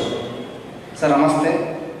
ಇಲ್ಲಿ ನೀವೇನು ಹೇಳಿದ್ರೆ ಅಂದರೆ ಭೌಗೋಳಿಕವಾಗಿ ಡ್ರಗ್ಸ್ ಸೇವನೆ ಮಾಡುವುದರಿಂದ ಈ ದೇಶಕ್ಕಾಗುವಂಥ ಒಂದು ಅನಾನುಕೂಲತೆ ಏನು ಹೇಳಿದ್ರೆ ಅಂದರೆ ಈ ಸದ ಹೊರ ದೇಶಗಳು ಅಥವಾ ಅಕ್ಕಪಕ್ಕದಲ್ಲಿರುವಂತಹ ದೇಶಗಳು ತಮ್ಮ ಆರ್ಥಿಕತೆಯನ್ನು ಹೆಚ್ಚಿಸಿಕೊಳ್ಳುವಾಗಿ ಅಥವಾ ತಮ್ಮ ವಿರೋಧದ ಕಾರಣದಿಂದಾಗಿ ದೇಶದ ಮೇಲೆ ದುಷ್ಪರಿಣಾಮ ಮಾಡಬೇಕೆಂಬ ಉದ್ದೇಶವನ್ನು ಇಟ್ಟುಕೊಂಡು ದೇಶದಲ್ಲಿ ಡ್ರಗ್ಸ್ ಅನ್ನು ರಫ್ತು ಮತ್ತು ಆಮದನ್ನು ಮಾಡ್ತಾವೆ.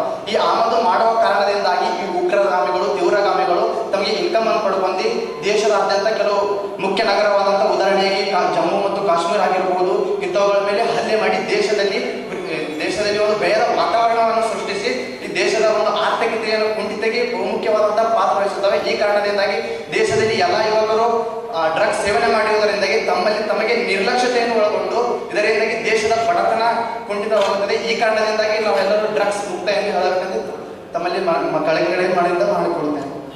So very good. ಸೊ ಅವನು ಹೇಳಿರೋ ಪಾಯಿಂಟ್ ಏನು ಅಂತಂತಂದರೆ ನಮ್ಮ ಅಕ್ಕಪಕ್ಕದಲ್ಲಿ ಏನು ಬಾರ್ಡರ್ ದೇಶಗಳಿದ್ದಾವೆ ಅಲ್ಲಿ ಅಕ್ರಮವಾಗಿ ಮಾದಕ ವಸ್ತುಗಳ ವ್ಯಾಪಾರದಿಂದ ಬರುವಂತಹ ದುಡ್ಡನ್ನು, ಹೌದಾ, ಭಾರತದ ಅಗೇನೆಸ್ಟು ಟೆರರಿಸಮ್ ಆಗಿರ್ಬೋದು, ಇನ್ಸರ್ಜೆನ್ಸಿ ಆಗಿರ್ಬೋದು, ನಕ್ಸಲಿಸಮ್ ಆಗಿರ್ಬೋದು, ವೆಪನ್ ಸಪ್ಲೈ ಆಗಿರ್ಬೋದು, ಅವುಗಳಿಗೆ ಫೈನಾನ್ಸ್ ಮಾಡಿ ನಮ್ಮ ದೇಶದ ಆರ್ಥಿಕತೆಗೆ ಮತ್ತು ಭದ್ರತೆಗೆ ಸವಾಲನ್ನು ತಂದೊಡ್ಡುತ್ತೆ ಅಂತಂತೇಳಿ. So his way of thinking ತಪ್ಪಿಲ್ಲ, ಸರಿ ಇದೆಯಾ? ಇದು ನಿಜನಾ? ಈ ಉತ್ತರ ನಿಮಗೂ ಗೊತ್ತಿದೆ ಅಲ್ಲ? So but that is how ಯೋಚನೆ ಲಿಂಕಿಂಗ್ ಆಫ್ ದ ಸಬ್ಜೆಕ್ಟು ಅದನ್ನು ನೀವು how effectively you can communicate ಅಂತಂತೆ. Yes anybody else? ಮತ್ತೆ ಬೇರೆ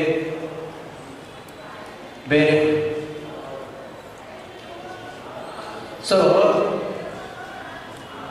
ಇವರಿಬ್ಬರು ಏನು ಹೇಳಿದ್ರಲ್ಲ ಅದು KPSC ಸ್ಟ್ಯಾಂಡರ್ಡ್ಗೆ ಉತ್ತರ, ಹೌದಾ? ಇನ್ನೊಬ್ಬ ಹೇಳಿದ್ನಲ್ಲ ಅದು ಡಿಗ್ರಿ ಎಕ್ಸಾಮ್ಸ್ಗೆ ಉತ್ತರ, UPSCಗೆ ಬಿಟ್ಬಿಟ್ಟು. So that is how filter ಅಲ್ಲ. ನೀನು ಗಲ್ಲಿ ಕ್ರಿಕೆಟ್ ಆಡ್ತೀಯೋ, ಡಿಸ್ಟ್ರಿಕ್ಟ್ ಲೆವೆಲ್ ಸ್ಪೋರ್ಟ್ಸ್ ಆಡ್ತೀಯೋ, ತಾಲೂಕಾ ಮಟ್ಟ ಸ್ಪೋರ್ಟ್ಸ್ ಆಡ್ತೀಯೋ, ಸ್ಟೇಟ್ ಲೆವೆಲ್ ಆಡ್ತೀವೋ, ನ್ಯಾಷನಲ್ ಲೆವೆಲ್ ಆಡ್ತೀವೋ, ಇಂಟರ್ನ್ಯಾಷನಲ್ ಲೆವೆಲ್ ಆಡ್ತೀವಿ. ನೀವು ಒಂದೊಂದು ಮಟ್ಟ ಜಾಸ್ತಿ ಆಡಬೇಕು ಅಂತಂದ್ರೆ ನಿನಗೆ ಆ ರೀತಿ ಸ್ಕಿಲ್ ಸೆಟ್ ಬೇಕಲ್ಲ. So that is what the answer demands. ಪ್ರತಿ ಎಕ್ಸಾಮ್ ಟಫ್ನೆಸ್ ಇಲ್ಲೇ ಇರೋದು.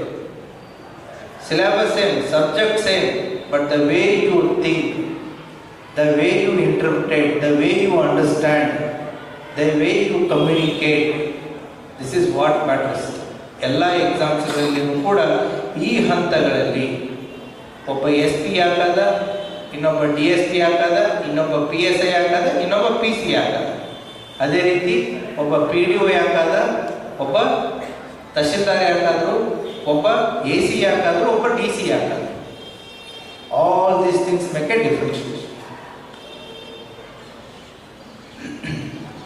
ಓಕೆ, ಈಗ ಹೇಳಬೇಕು ಅಂತಂತಂದ್ರೆ ಭಾರತದ ವಾಯುವ್ಯ ಸ್ಥಾನ ಇರಾನ್ ಅಂತಂತ ಹೇಳಿ ಈ ಮೂರು ದೇಶಗಳ ಸಂಗಮವನ್ನು ನಾವು ಗೋಲ್ಡನ್ ಕ್ರೆಸೆಂಟ್ ಅಂತ ಕರಿತೀವಿ.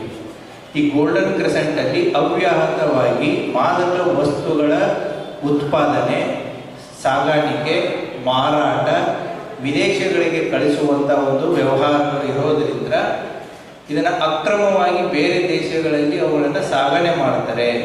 ಈ ಸಾಗಾಣಿಕೆ ಅಂದ್ರೆ ಏನಾಗುತ್ತೆ, ಆಮದು ಮಾಡಿಕೊಂಡಂತ ರಾಷ್ಟ್ರಗಳಲ್ಲಿ ಯುವ ಶಕ್ತಿ ಇವುಗಳನ್ನ ತೆಗೆದುಕೊಂಡು ಅವರ ಭವಿಷ್ಯವನ್ನ ಹಾಳು ಮಾಡ್ಕೋತಾರೆ. ಅದರ ಜೊತೆಗೆ ಭಾರತದ ಆರ್ಥಿಕತೆನೂ ಕುಗ್ಗುತ್ತೆ, ದೇಶದ ಭದ್ರತೆಗೂ ಕೂಡ ಸವಾಲನ್ನು ಒಡ್ಡುತ್ತೆ.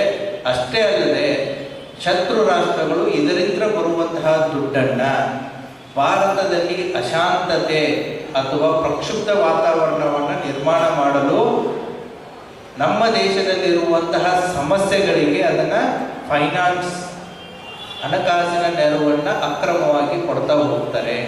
ಟೆರರಿಸಮ್ ಇರ್ಬೋದು, ನಕ್ಸಲಿಸಮ್ ಇರ್ಬೋದು, ಇನ್ಸರ್ಜೆನ್ಸಿ ಇರ್ಬೋದು, ಇವಕ್ಕೆಲ್ಲ ಇದರಿಂದ ಏನಾಗುತ್ತೆ, ದೇಶದ ಭದ್ರತೆಗೂ ಕೂಡ ಸವಾಲನ್ನು ಒಡ್ಡುತ್ತೆ. ಈಗಾಗಲೇ ಭಾರತದ ಈಶಾನ್ಯ ರಾಜ್ಯಗಳಲ್ಲಿ ಇರುವಂತಹ ಪಕ್ಕದ ರಾಷ್ಟ್ರಗಳಾದಂತಹ ಮಯನ್ಮಾರ್, ಥೈಲ್ಯಾಂಡ್, ಲಾವೋಸ್, ಕಾಂಬೋಡಿಯಾ ಇವುಗಳನ್ನು ಕೂಡ ನಾವು ಗೋಲ್ಡನ್ ಟ್ರ್ಯಾಂಗಲ್ ಅಂತ ಕರಿತೀವಿ. ಅದರಿಂದ ಅಲ್ಲಿನೂ ಕೂಡ ಮಾದಕ ವಸ್ತುಗಳ ವ್ಯಾಪಾರ, ವ್ಯವಹಾರ, ಸಾಗಾಣಿಕೆ, ಮಾರಾಟ ಎಲ್ಲವೂ ಕೂಡ ಅತಿ ಹೆಚ್ಚಿರೋದ್ರಿಂದ ಅದರಿಂದಲೂ ಕೂಡ ನಮ್ಮ ಈಶಾನ್ಯ ರಾಜ್ಯಗಳಲ್ಲಿ ಮತ್ತು ಈಶಾನ್ಯ ರಾಜ್ಯಗಳಿಂದ ಭಾರತದ ಒಳಗಡೆನೂ ಕೂಡ ಸಾಕಷ್ಟು ಎಲ್ಲ ರೀತಿಯಾದಂಥ ಆರ್ಥಿಕ, ಸಾಮಾಜಿಕ ಮತ್ತು ಸುರಕ್ಷತೆಯ ಸವಾಲನ್ನು ಒಡ್ಡುತ್ತೆ.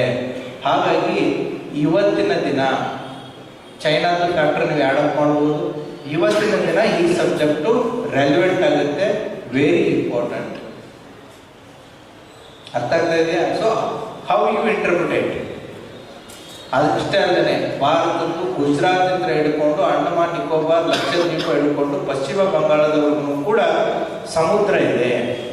ಹೌದಾ? ಈ ಸಮುದ್ರದ ಮಾರ್ಗದ ಮೂಲಕ ಸಾಕಷ್ಟು ಕಂಟೈನರ್ಸ್ಗಳಲ್ಲಿ, ಜಲಮಾರ್ಗದಲ್ಲಿ ಈ ಮಾದಕ ವಸ್ತುಗಳು ಭಾರತಕ್ಕೆ ಬರುವಂಥ ಎಲ್ಲ ಸಾಧ್ಯತೆಗಳು ಇರುವುದರಿಂದ ನಮ್ಮ ಅಂತಾರಾಷ್ಟ್ರೀಯ ಗಡಿಯನ್ನು ಭದ್ರವಾಗಿಟ್ಟುಕೊಳ್ಳುವುದು ಕೂಡ ಸವಾಲಾಗಿ ಪರಿಣಮಿಸಿದೆ. ಹಾಗಾಗಿ ಇವತ್ತು ಈ ವಸ್ತು ಇವಿನ ಚರ್ಚೆ ಪ್ರಸ್ತುತ ಬಹಳ ಇಂಪಾರ್ಟೆಂಟ್ ಆಗಿದೆ. ಇವೆಲ್ಲ ಆನ್ಸರ್ಸ್ ನಿಮ್ಗೆ ಗೊತ್ತಿಲ್ಲ? ಎಷ್ಟು ಜನಕ್ಕೆ ನಾ ಈಗ ಹೇಳಿದ್ದು ಇದರ ಬಗ್ಗೆ ನಾವು ಎಂದೂ ಓದಿಲ್ಲ, ಇದ್ರ ಬಗ್ಗೆ ನಮಗೆ ಗೊತ್ತೇ ಇಲ್ಲ ಅನ್ನೋದು ಎಷ್ಟು ಜನ ಇದ್ದೀರಿ? ಎಷ್ಟು ಜನ ಇದ್ದೀರಿ? ಎಲ್ಲರೂ ಕೂಡ ಇದ್ರ ಬಗ್ಗೆ ಎಲ್ಲೋ ಓದಿದ್ದು, ಕೇಳಿದ್ದು, ಅಥವಾ ನಾ ಹೇಳ್ತಾ ಇರೋದು ಒಂದು ರೀತಿ ಹೌದಲ್ಲ ಅಂತ ಅನಿಸ್ತಾ ಇದೆಯಾ? ವ್ಯತ್ಯಾಸ ಇಷ್ಟೇ, ನಿಮಗೆ ಇನ್ಗ್ರೀಡಿಯೆಂಟ್ಸ್ ನಿಮ್ಮ ಮುಂದೆ ಇಡ್ತಾರೆ. ಕೋಚಿಂಗ್ ಇನ್ಸ್ಟಿಟ್ಯೂಷನ್ ಆಗಿರ್ಬೋದು, ಅಥವಾ ನಿಮ್ಮ ಕಾಲೇಜಸ್ಗಳಾಗಿರ್ಬೋದು, ಯಾವುದೇ ಟೆಕ್ಸ್ಟ್ ಬುಕ್ ಆಗಿರ್ಬೋದು, ಅಥವಾ ಆನ್ಲೈನ್ ಮೆಟೀರಿಯಲ್ ಆಗಿರ್ಬೋದು, ಅವ್ರು ಕೊಡೋದೇನು ನಿಮಗೆ ಇನ್ಗ್ರೀಡಿಯೆಂಟ್ಸ್, ಅಡಿಗೆ ಮಾಡೋಕ್ಕೆ ಬೇಕಾಗುವಂತಹ ಸಾಮಾನುಗಳನ್ನ ನಿಮಗೆ ಕೊಡ್ತಾರೆ. ಅಡಿಗೆ ಯಾರು ಮಾಡಬೇಕು? ಮಾಸ್ಟರ್ ಚೆಫ್ ಯಾರಾಗಬೇಕು? ನೀವು ಆಗ್ಬೇಕಂದ್ರೆ ಅಷ್ಟು ಚೆನ್ನಾಗಿ ಮಾಡಬೇಕಲ್ಲ. ಸೊ ಪ್ರತಿಯೊಂದು ಪ್ರಶ್ನೆಗೂ ಕೂಡ ಅಷ್ಟು ಚೆನ್ನಾಗಿ ನೀವು ಉತ್ತರವನ್ನು ರೆಡಿ ಮಾಡಬೇಕಾಗುತ್ತೆ. ಅದು ಯಾವಾಗ ಸಾಧ್ಯ ಅಂತಂತಂದರೆ ನಿರಂತರವಾದಂಥ ಅಧ್ಯಯನ ಮತ್ತು ನಿರಂತರವಾದಂತಹ ಈ ರೀತಿ ಥಾಟ್ ಪ್ರೊವೋಕಿಂಗ್ ಪ್ರೊಸೆಸನ್ನು ನಿಮ್ಮ ಮೈಂಡನ್ನು ಟ್ಯೂನ್ ಮಾಡಬೇಕಾಗತ್ತೆ. ಯಾವುದೂ ಕೂಡ ಈ ರೆಡಿಮೇಡ್ ಆನ್ಸರ್ಸ್ಗಳು ಯಾವ ಬುಕ್ಕಲ್ಲಿಯೂ ಸಿಗಲ್ಲ. ಅದಕ್ಕೆ competitive exams are totally different from traditional exams. ಆಯಿತು, ಇನ್ನೂ ಒಂದು ಪ್ರಶ್ನೆ ಬರ್ತೀನಿ ನಾನು. ಕ್ಯಾರಿ ಆನ್ ಅಲ್ಲ? ಏನು ಬೇಡವಾ? ಓಕೆ, ನೆಕ್ಸ್ಟ್ ಇದನ್ನೇ ಇಟ್ಕೊಳ್ಳೋಣ ಸಬ್ಜೆಕ್ಟು. ಇದು ನೆಕ್ಸ್ಟ್ ಸಬ್ಜೆಕ್ಟು ನಾನು ಹೇಳ್ತೇನೆ. ಹೌದು, ವಿ ಅಕ್ಸೆಪ್ಟ್ ಮಾದಕ ದ್ರವ್ಯಗಳ ಸವಾಲು ಇವತ್ತಿನ ದಿನ ಪ್ರಸ್ತುತವಾಗಿ ನಮ್ಮ ಸಮಾಜದಲ್ಲಿ ಇದೆ. How effectively we can stop this or how effectively we can challenge this weakness. ಈ ಸಮಸ್ಯೆ ಇರೋದು ನಿಜ. ಈ ಸವಾಲನ್ನು ಯಾವ ರೀತಿ ನೀವು ಪರಿಹರಿಸ್ತೀರಾ? ನೋಡೋಣ ಯಾರು ಉತ್ತರ ಕೊಡ್ತೀವಿ. ಇದೇ ಈ ಸಮಸ್ಯೆ ಇದೆ. ಈಗೆಲ್ಲ ಹೇಳಿ ಒಪ್ಕೊಂಡೆ ನಾನು, ಇವೆಲ್ಲ ಚಾಲೆಂಜಸ್ ನಮ್ಮ ದೇಶದಲ್ಲಿ ಇದೆ. ನಾವು ಐ ವಾಂಟ್ ಸೊಲ್ಯೂಷನ್ಸ್.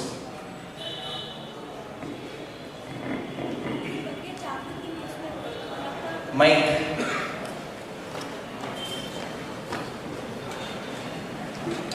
ಅದ್ರ ಬಗ್ಗೆ ಎಲ್ಲರಲ್ಲಿ ಜಾಗೃತಿ ಮೂಡಿಸಿ ಮತ್ತು ಅದ್ರ ಮ್ಯಾಗ ಕ್ರಮಗಳನ್ನು ಕೈಗೊಳ್ಬೇಕು.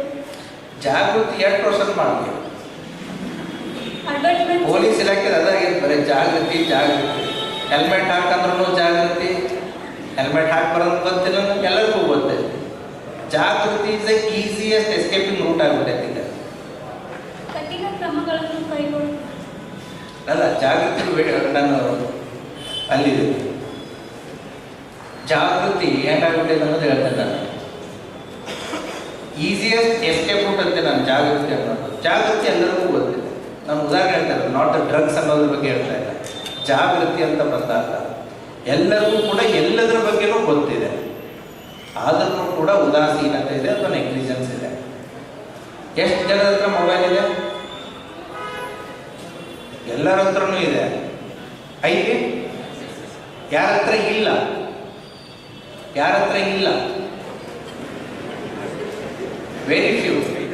ಎಲ್ಲರ ಹತ್ರ ಇದೆ. ಎಷ್ಟು ಜನರ ಮೊಬೈಲಿಗೆ ಕವರ್ ಹಾಕಿರಿ? ನಾನು ಹಾಕಿನ ಅದಕ್ಕೆ ಕವರ್.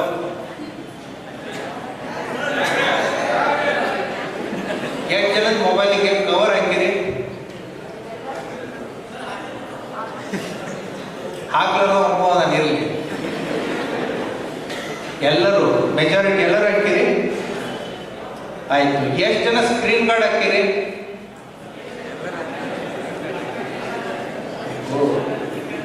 ಅಂದ್ರೆ ನಿಮ್ಮ ಮೊಬೈಲಿಗೆ ನೀವು ಕೊಡುವಂತಹ ಇಂಪಾರ್ಟೆನ್ಸ್ ಎಷ್ಟಿದೆ ನೋಡಿ.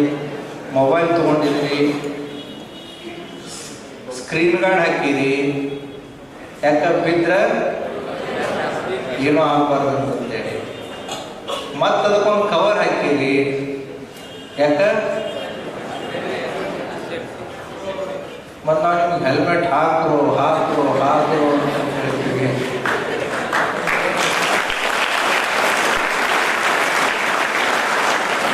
ನಿನ್ನ ಮೊಬೈಲ್ಗೆ ಇರುವಂಥ ಇಂಪಾರ್ಟೆನ್ಸ್ ನಿನ್ನ ತಲೆಗೆ ಕೊಟ್ಟಿಲ್ಲ. ಹೌದಾ? ವ್ಯತ್ಯಾಸ ಇಷ್ಟೇ. ಜಾಗೃತಿಯಿಂದ ಎಷ್ಟು ಮಾಡ್ಬೇಕಮ್ಮ? ಹೌದಲ್ವ? ಜಾಗೃತಿ ಯಾರಿಗೆ? ಆಯಿತು, up to 7th standard, 8th standard, 10th standard ಜಾಗೃತಿ. 25 ವರ್ಷ ಮುದುಕರಾಗಬೋದ್ರೂ ಜಾಗೃತಿ ಬೇಕಾ? ಮೊದಲು ನಮ್ಮ ಮನೆ ಕಿಂಡಿನ ಮುಚ್ಕೋಬೇಕು. ಯಾಕಂದ್ರೆ ಇಲ್ಲಿ ಮಾಡ್ತಿದ್ದ ಕರ್ತವ್ಯ, ಇಲ್ಲಿ ಮಾಡ್ತಿದ್ದ ಕಾರ್ಯಕ್ರಮನ ನಾವು ತಿಳ್ಕೊಂಡು ಈ ರೀತಿ ಮಾಡಬೇಡಿ ಅಂತೇಳಿ ಮನೆಯವರು ಅಂದ್ರೆ ನಮ್ಮ ಅಣ್ಣ ತಮ್ಮ ಅಪ್ಪ ನಮ್ಮವರೇ ಮಾಡ್ತಿದ್ರೆ ಅವ್ರಿಗೆ ತಿಳಿಸಬೇಕು ಈ ರೀತಿ ಮಾಡಬಾರ್ದು. ಈ ರೀತಿ ಇದಕ್ಕೆ ನಾವು ಅಡಕ್ಟ್ ಆಗಿ ಬಂದು ಒಂದು ಸಮಾಜ ಸುಧಾರಣೆ, ಒಂದು ಈ ರೀತಿ ನಾವು ಒಳ್ಳೊಳ್ಳೆ ಕಾರ್ಯಕ್ರಮ ಮಾಡಿ ಮಗಳಿಗಿನವ್ರು ಏನಂತಾರೆ ನೋಡಿ, ಆ ರೀತಿ ನೋಡಿ ಕಲ್ಕೊ, ಅವ್ನ ರೀತಿಯಾಗಿರು ಅಂತೇಳಿ ಅವರು ನಮ್ಮಲ್ಲಿರೋ ಒಳ್ಳೆತನನ ಅಬ್ಸರ್ವ್ ಮಾಡ್ತಾರೆ. ಮಾರ್ಕೇಶನ ಅವ್ನ ಥರನೇ ಇರು ಅಂದ್ಕೇಶನ ಈ ಸರ್ಕಾರದವ್ರು ಎಷ್ಟೆಲ್ಲ ಮಾಡಿದ್ರು ಆದ್ರೂ ನಾವು ಮನೆಯವ್ರೇ ಮಾಡಿದ್ದು ಭಾಳ ಇದು ಅಂತ. See the change you want to see ಅಂತ ಹೇಳ್ತಾರಲ್ಲ, ಎಲ್ಲಿಂದ ಸ್ಟಾರ್ಟ್ ಆಗ್ಬೇಕು ಅಂತ ಹೇಳಿದಾರೆ ಅವರು? ಮನೆಯಿಂದ ಮಾಡಿದ್ರೆ ರಾಷ್ಟ್ರ, ಮೊದಲು ಗ್ರಾಮ, ಮೊದಲು ಬದಲಾವಣೆ ಎಲ್ಲಾಗಬೇಕು, ಆಮೇಲೆ ಅಕ್ಕಪಕ್ಕ ಹಾಕಿದೆ. ಹೌದಾ? ಸೊ ಜಾಗೃತಿ ಅನ್ನೋದು ಏನಿದೆ ಅಲ್ಲ, ಮೊದಲು ನಿನ್ನೆಲ್ಲ ಆಗಬೇಕು, ಆಮೇಲೆ ನಿನ್ನ ಮನೆಯಲ್ಲಿ ಆಗಬೇಕು, ಆಮೇಲೆ ಪಕ್ಕದ ಮನೆಯಲ್ಲಿ ಆಗಬೇಕು, ಆಮೇಲೆ ಸಮಾಜದಲ್ಲಿ ತಾನೇ ಆಗೋದಕ್ಕೆ ಸ್ಟಾರ್ಟ್ ಆಗುತ್ತೆ. ಸೊ ಅದು ಜಾಗೃತಿ. ಜಾಗೃತಿ ಬಗ್ಗೆ ಬಿಡಿ. ಈಗ ನಾವು stick to the my topic. Solutions ಏನು? You know the problems. ನಾವು ಸೊಲ್ಯೂಷನ್ಸ್ ಏನು? ನೀವೆಲ್ಲ ಆರ್ಥಿಕವಾಗಿ ಹೇಳಿದ್ರಿ, ಕೌಟುಂಬಿಕವಾಗಿ ಹೇಳಿದ್ರಿ, ಆರೋಗ್ಯದ ಬಗ್ಗೆ ಹೇಳಿದ್ರಿ, ದೇಶದ ಭದ್ರತೆ ಬಗ್ಗೆ ಹೇಳಿದ್ರಿ, ಯುವ ಶಕ್ತಿ ಬಗ್ಗೆ ಹೇಳಿದ್ರಿ. ಇದರಿಂದ ಏನೇನು ಸಮಸ್ಯೆ ಆಕೈತೆ ಅನ್ನೋದು ನಿಮಗೆ ಗೊತ್ತಾಗುತ್ತೆ. ನಾನು ವಾಟ್ ಆರ್ ದ ಸೊಲ್ಯೂಷನ್ಸ್? ಇಲ್ಲ, ಗುಡ್, ನೋ ಪ್ರಾಬ್ಲಮ್. ಸೊಲ್ಯೂಷನ್ಸ್ ಬೇಕಲ್ಲ ನನಗೆ. ಹಾಂ, ಹೇಳಪ್ಪ, ಅಲ್ಲಿ ಕೊಡಪ್ಪ ಮೈಕ್ ಇಲ್ಲ ಮೊದಲ. ಎಸ್,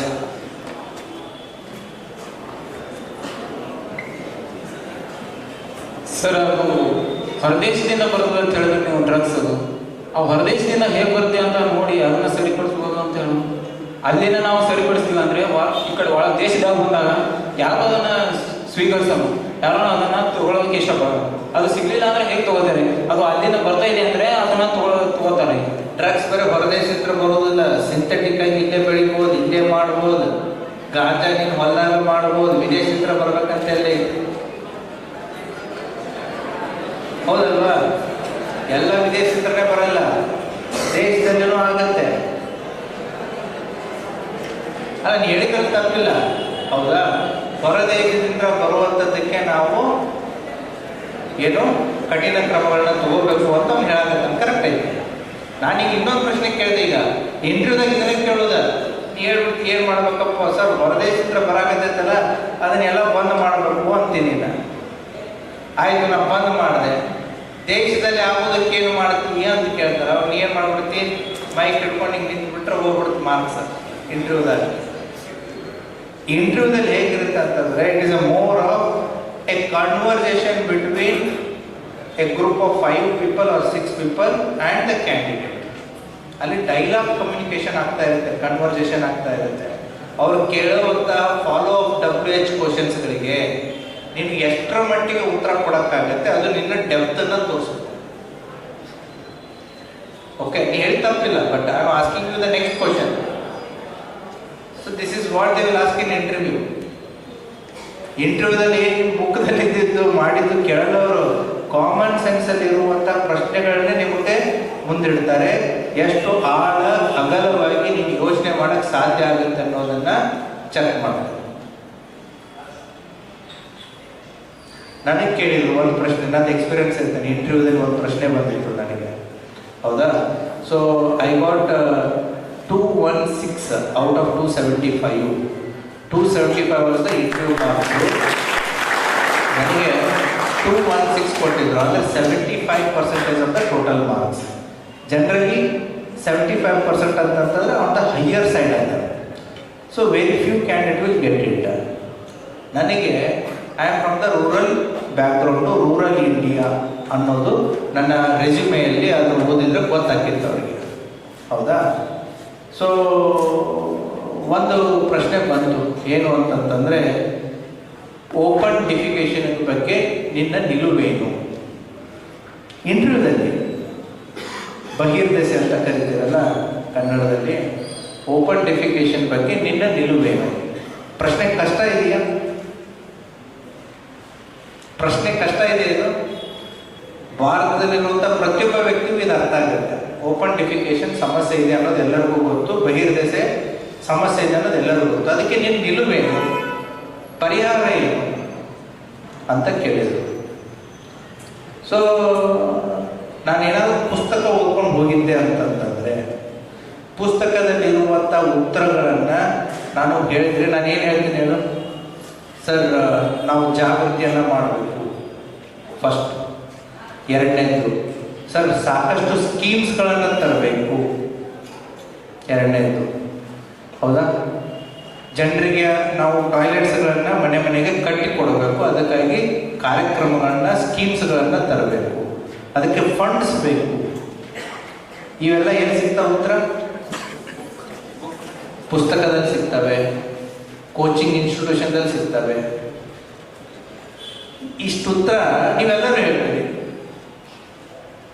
ಇದನ್ನು ಬಿಟ್ಟು ಬೇಕಲ್ಲ. ಸೊ ನನಗೆ ಕೇಳಿದ್ರು ಸೇಮ್, ಹೌದಾ? ನಾನು ಉತ್ತರ ಹೇಳಿದ್ದೇನು ಅಂತಂತಂದರೆ, sir funds is not the problem, awareness is not the problem, schemes is not the problem, then what is the problem? ನಾನು ಎಲ್ಲರೂ ಇದನ್ನ ಉತ್ತರ ಹೇಳ್ತಿದ್ರು, ಬಟ್ ನಾನು ನೋಡಿರುವಂಥ ಅನುಭವ ಆಗಿರ್ಬೋದು, ನಾನು ನೋಡಿರುವಂಥ ಎಕ್ಸ್ಪೀರಿಯನ್ಸ್ ಆಗಿರ್ಬೋದು, ನಾನು ಹೇಳಿದೆ ಸ್ಕೀಮ್ಸು ಪ್ರಾಬ್ಲಮ್ ಅಲ್ಲ, ದುಡ್ಡು ಪ್ರಾಬ್ಲಮ್ ಅಲ್ಲ, ಜಾಗೃತಿನೂ ಪ್ರಾಬ್ಲಮ್ ಅಲ್ಲ. ಪ್ರಾಬ್ಲಮ್ ಇರೋದು ಮೆಂಟಲ್ ಸ್ಟೇಟಸ್, ಹೌದಾ? ನಮ್ಮ ಮೈಂಡ್ಸೆಟ್ ಇಸ್ ದ ಪ್ರಾಬ್ಲಮ್ ಅಂತ ನಾನು ಹೇಳಿದೆ. ಈ ಮೈಂಡ್ಸೆಟ್ ಅಂತೂ ಉತ್ತರ ಯಾರಾದರೂ ಬುಕ್ಕಲ್ಲಿ ಬರೆದಿದ್ದಾರಾ? ಅವಾಗ ಎಂಟ್ರಿ ಅವ್ರು ಏನು ಮಾಡಿದರು? 5-6 ಜನ ಏನು ಕೂತಿದ್ರಲ್ಲ, ದೇ ಆರ್ ವೆರಿ ಕ್ಯೂರಿಯಸ್. ಎಲ್ಲರೂ ಅಲರ್ಟ್ ಆಗಿಬಿಟ್ಟು please tell what you mean by mindset ಅಂತಂದರೆ sir when I see my villages ಅಲ್ಲ, ನಮ್ಮ ಹಳ್ಳಿಗಳನ್ನು ನಾವು ನೋಡಿದಾಗ ಪ್ರತಿಯೊಂದು ಮನೆಯಲ್ಲೂ ಟಾಯ್ಲೆಟ್ ಕಟ್ಟಿದ್ದಾರೆ ಇಲ್ಲ ಸರ್ಕಾರಿ ಸ್ಕೀಮ್ಸ್ಗಳಲ್ಲಿ. ಅಲ್ಲಿ ಏನಿಟ್ಟಾರೆ ಎಮ್ಮೆ ಆಕಳ ಎತ್ತಿಗೆ ಹಾಕೋ ಹುಲ್ಲಿಟ್ಟಾರೆ, ಹೌದಾ? ಇಲ್ಲ ಗುದ್ಲಿ ಸಲಿಕೆ ಹಾರಿ ಅವನಿಟ್ಟಾರ, ಕುಳ್ಳು ಹಾಕಿಟ್ಟಾರ ನೋಡಲ್ಲ. ಸೊ ಸರ್ಕಾರದ ಸ್ಕೀಮ್ ಬಂದೈತಿ, ಫಂಡ್ ಬಂದೈತಿ, ಅವೇರ್ನೆಸ್ ಐತಿ, ಅದಕ್ಕೆ ಕಟ್ಟ್ಯಾರ, ಹೌದಾ? ಬಳಸ್ಕೊಳ್ಳುವಂಥ ಮೈಂಡ್ ಸೆಟ್ ಇಲ್ಲ. ಯಾಕೆ? ಅದು ಇನ್ನೂ ಕೂಡ ನಮ್ಮ ಜನರಲ್ಲಿ ಏನಿದೆ ಅಂತಂತಂದ್ರೆ ಮನೆಯಲ್ಲಿ ಟಾಯ್ಲೆಟ್ ಇಟ್ಟರೆ ಅದರ ಒಂದು ಕೆಟ್ಟದ್ದನ್ನು ಒಳಗಿಟ್ಕೊಂಡಾಗೆ ಅನ್ನುವಂಥ ಒಂದು ಮೈಂಡ್ ಸೆಟ್ ಇದೆ. ಸತ್ಯನಾ? ಸೊ ಇನ್ನೂ ಕ್ಯೂರಿಯಸ್ ಆದರು, sir this is what I see in my villages ಅಂತಂದಾಗ ಸ್ಕೀಮ್ ಬಂದಿದೆ, ಫಂಡ್ ಬಂದಿದೆ, ಎಲ್ಲ ಕಟ್ಟಿದ್ದಾರೆ, ಬಟ್ ಇದನ್ನು ಈ ರೀತಿ ಬಳಸ್ತಾ ಇದ್ದಾರೆ. Then you know the problem, then what is the solution? Next question. ಆಯಿತು, ನೀನೇ ಹೇಳಿದೆ ಹಿಂಗಿದೆ ಅಂತಂತೇಳಿ, ಮತ್ತು ಸೊಲ್ಯೂಷನ್ ಏನು ಅಂತ ಕೇಳಿದರು. ಏನಪ್ಪ ಸೊಲ್ಯೂಷನ್ ಬರ್ತಿದ್ದಕ್ಕೆ? ಮತ್ತೆ ಜಾಗೃತಿನ ಮತ್ತೆ ಹಿಂಗೆ ಬ್ಯಾನರ್ ಹಿಡ್ಕೊಂಡು ಊರಾಗೆಲ್ಲ ಡನ್ ಬಡಿಸ್ಕೊಂತ ಮತ್ತೆ ಜಾಗೃತಿನ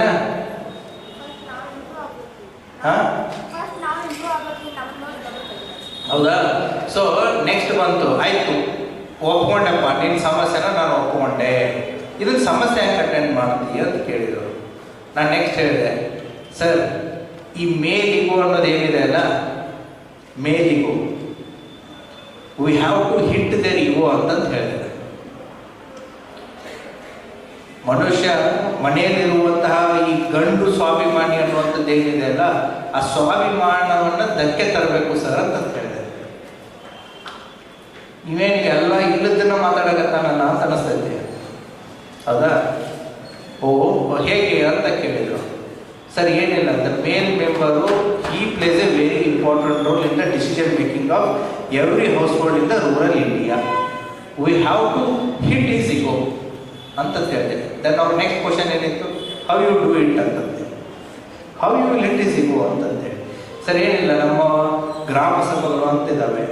ಸೊ ಸಾಕಷ್ಟು ಚರ್ಚೆಗಳು ಗ್ರಾಮ ಸಭೆಯಲ್ಲಿ ಆಗುತ್ತೆ. ಗ್ರಾಮ ಸಭೆ ಅಂತಂದಾಗ ಒಂದು ಹಳ್ಳಿಯಲ್ಲಿರುವಂಥ ಗ್ರಾಮ ಸಭಾ ಮೆಂಬರ್ಸ್ಗಳಾಗಿರ್ಬೋದು, ಊರಿನವರಾಗಿರ್ಬೋದು, ಎಲ್ಲ ಸೇರಿರ್ತಾರೆ. ಅಲ್ಲಿರುವಂಥ ಮೇಲ್ ಕೌಂಟರ್ ಪಾರ್ಟ್ಸ್ಗಳಿಗೆ ಕರೆಸಿಬಿಟ್ಟು ಇಷ್ಟೇ ಪ್ರಶ್ನೆ ಮಾಡಬೇಕು ನಾವು. ಏನು ಅಂತಂತಂದರೆ, ನಿನ್ನ ಮನೆಯಲ್ಲಿರುವಂಥ ನಿನ್ನ ತಾಯಿ, ನಿನ್ನ ಹೆಂಡತಿ, ನಿನ್ನ ಮಗಳು ಸೂರ್ಯೋದಯಕ್ಕಿಂತ ಮುಂಚೆ ಅಥವಾ ಸೂರ್ಯಾಸ್ತದ ನಂತರ ಅವಳು ಬಹಿರ್ದೆಸೆಗೆ ಹೋಗಬೇಕು. ಅವಳು ಹೋಗೋದನ್ನು 10 ಜನ ನೋಡ್ತಾರೆ. ಅವಳು ಮಧ್ಯದಲ್ಲಾದರೆ ಹೋಗೋಕ್ಕಾಗಲ್ಲ.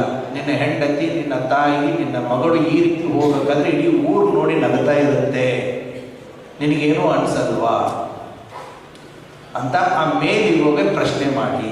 ಎಲ್ಲರ ಮುಂದೆ ಪ್ರಶ್ನೆ ಮಾಡಿದ್ರೆ ಅವ್ನಿಗೇನಾಗುತ್ತೆ? ಏನಾಗುತ್ತೆ? ಅವನ ಸೊಕ್ಕು ಅಹಂಕಾರ ಹರ್ಟ್ ಆಯ್ತಾ ಇಲ್ಲಿ? ಏನು ಮಾಡ್ಸಕ್ಕೆ ಹಚ್ಚಿಸುತ್ತೆ? ಅದು ಯೋಚನೆ ಮಾಡ್ಸಕ್ಕೆ ಹಚ್ಚಿಸುತ್ತಲ್ಲ. So that is how you have to hurt the male ego in every household to bring the change. ಬಳಕೆ ಸಮಸ್ಯೆ ಇದೆ ಇಲ್ಲಿ, ಮೈಂಡ್ ಸೆಟ್ ಸಮಸ್ಯೆ ಇದೆ. ಸ್ಕೀಮ್ ಅಲ್ಲ, ಫಂಡ್ ಅಲ್ಲ, ಜಾಗೃತಿ ಅಲ್ಲ, ಹೌದಾ? ಐ ಆಮ್ ವೆರಿ ಶ್ಯೂರ್ ಈ ಮೇನ್ ಪ್ರಶ್ನೆ, ಒಂದು ಪ್ರಶ್ನೆಗೆ I believe that I got the highest marks ಅಂತಂತೇಳಿ ಅದರಲ್ಲಿ. ಸೊ ದ್ಯಾಟ್ ಈಸ್ ಹೌ ನಿಮಗೆ ಗೊತ್ತಿರಲಾರ್ದ ಏನು ಹೇಳಿಲ್ಲ, ನಿಮಗೆ ಗೊತ್ತಿದ್ದ ಸಬ್ಜೆಕ್ಟೇ. ಬಟ್ ಮೈ ಅಪ್ರೋಚ್ ವಾಸ್ ಏನಿತ್ತು?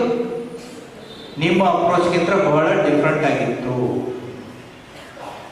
ನೀವು ಮೇಲ್ಗಡೆ ಇರುವಂಥ ಸಮಸ್ಯೆಯನ್ನು ನೋಡಿದ್ರಿ, ನಾನು ಒಳಗಡೆ ಇರುವಂಥ ಸಮಸ್ಯೆಯನ್ನು ನೋಡಿದೆ. ಸೊ ಇಂಟರ್ವ್ಯೂದಲ್ಲಿ, ಕಾಂಪಿಟೇಟಿವ್ ಎಕ್ಸಾಮ್ಸ್ಗಳಲ್ಲಿ ಇದನ್ನು ನೋಡ್ತಾರೆ, ನೀನು ಮೇಲ್ನೋಟಕ್ಕೆ ತಯಾರಿ ಇದೆಯಾ ಅಥವಾ ಒಳನೋಟಕ್ಕೆ ತಯಾರಿ ಇದೆಯಾ ಅಂತಂದು ಹೇಳಿ. That is how your preparation for competitive exams becomes different than the usual exams, ಹೌದಾ? ಸೊ ನೆಕ್ಸ್ಟ್ ಮತ್ತೆ ಇದು ಆಯಿತು, ಏನು ಸಬ್ಜೆಕ್ಟನ್ನು ನೀವು ಅಪ್ರೋಚ್ ಮಾಡೋದಾಯಿತು. ಈ ಸೊಲ್ಯೂಷನ್ಸ್ಗಳಂತಂದಾಗ ಅವರೊಂದು ಅಕ್ಕಪಕ್ಕದ ರಾಷ್ಟ್ರಗಳು, ದೇಶದ ಆರ್ಥಿಕತೆ, ಯುವಶಕ್ತಿ ಎಲ್ಲ ಇತ್ತು. ಮತ್ತೇನು ಸೊಲ್ಯೂಷನ್ ಇದೆ? ಇಷ್ಟೇನಾ? ಮತ್ತೆ ಯಾರಾದ್ರೂ ಹೇಳ್ತೀರಾ? ಸರ್ ಇವತ್ತಿಷ್ಟೇ ಸಾಕು ಸರ್, ನಮ್ಮ ಬ್ರೈನ್ ಬಹಳ ಗರಂ ಆಗಿಬಿಟ್ಟಿದೆ.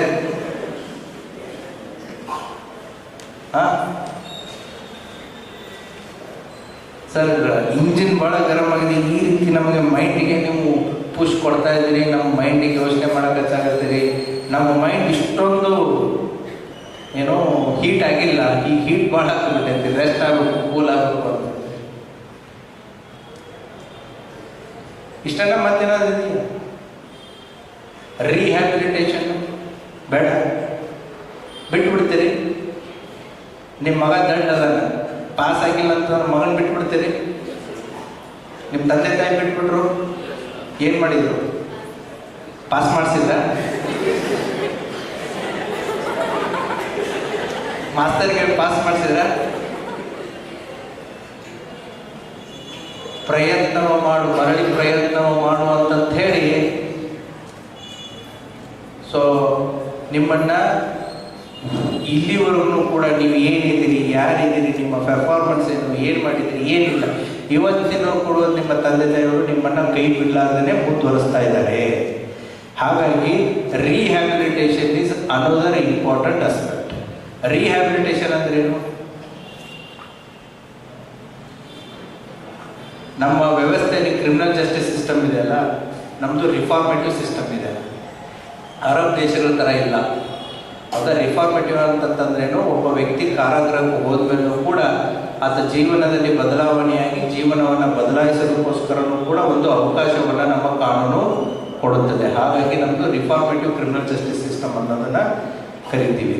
ಸೊ ಸಿಮಿಲರ್ಲಿನೂ ಕೂಡ ಮಾದಕ ವಸ್ತುಗಳಿಗೆ ಬಲಿಯಾದಂಥ ವ್ಯಕ್ತಿಯನ್ನು ನಾವು ಒಂದು ರೀತಿ ಆರೋಪಿ ಅಂತಲೂ ನೋಡ್ತೀವಿ. ಅದರಲ್ಲಿ ಎರಡು ರೀತಿ ಇದ್ದಾರೆ. ಮಾರಾಟ ಮಾಡೋರು, ಉತ್ಪಾದನೆ ಮಾಡೋರು, ಅವರು ದುರುದ್ದೇಶ ಇಟ್ಕೊಂಡು ಮಾಡ್ತಾ ಇರ್ತಾರೆ. ಬಟ್ ಕನ್ಸಂಪ್ಷನ್ ಮಾಡ್ಕೊಳ್ಳೋನು ಚಟಕ್ಕೆ ಬಲಿಯಾಗಿರ್ತಾನೆ. ಹಾಗಾಗಿ ಈ ಕನ್ಸಂಪ್ಷನ್ ಮಾಡೋದನ್ನ ನಾವು ಆ ಚಟದಿಂದ ಹೊರಗೆ ತರಬೇಕು ಅಂತಂದರೆ rehabilitation is a very important aspect. ಆ ರೀಹ್ಯಾಬಿಲಿಟೇಷನ್ಗೆ ಏನು ಬೇಕಾಗುತ್ತೆ ಅಂತಂತಂದರೆ ಇನ್ಫ್ರಾಸ್ಟ್ರಕ್ಚರ್ ಬೇಕಾಗುತ್ತೆ, ಹೆಲ್ತ್ ಸಿಸ್ಟಮ್ ಬೇಕಾಗುತ್ತೆ. ಸೊ ಅವರನ್ನು ಸಮಾಜದಲ್ಲಿ ವಾಪಸ್ಸು ಮೇನ್ ಸ್ಟ್ರೀಮಿಗೆ ತರುವಂಥ ಒಂದು ವ್ಯವಸ್ಥೆ ಬೇಕಾಗುತ್ತೆ. That is rehabilitation. ಸೊ ಹಾಗಾಗಿ ಇದೇನು ಸಿಂಗಲ್ ಸಮಸ್ಯೆ ಅಲ್ಲ ಇದು ಡ್ರಗ್ಸ್ ಅನ್ನೋದು.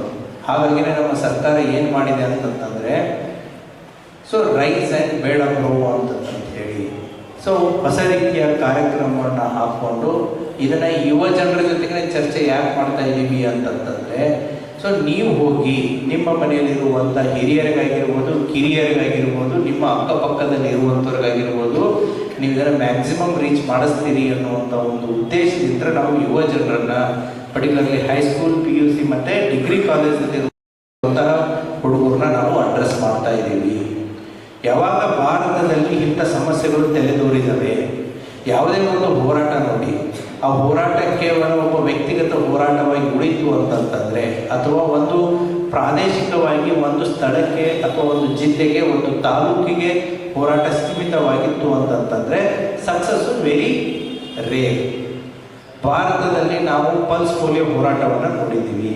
ಇಡೀ ಭಾರತದ ಹೆಲ್ತ್ ಸಿಸ್ಟಮ್ ಕೇವಲ ಡಾಕ್ಟರ್ಸ್ನೇ ಪಲ್ಸ್ ಪೋಲಿಯೋನ ಹೋಗಿಸ್ಬೇಕು ಅಂತ ಕೇವಲ ಡಾಕ್ಟರ್ಸ್ನೇ ಹೋರಾಟ ಮಾಡಿದರೆ ಇವತ್ತಿಗೆ ಪಲ್ಸ್ ಪೋಲಿಯೋ ಕಂಪ್ಲೀಟಾಗಿ ನಾವು ನಿರ್ಮೂಲನೆ ಮಾಡೋಕ್ಕಾಗ್ತಿರ್ಲಿಲ್ಲ.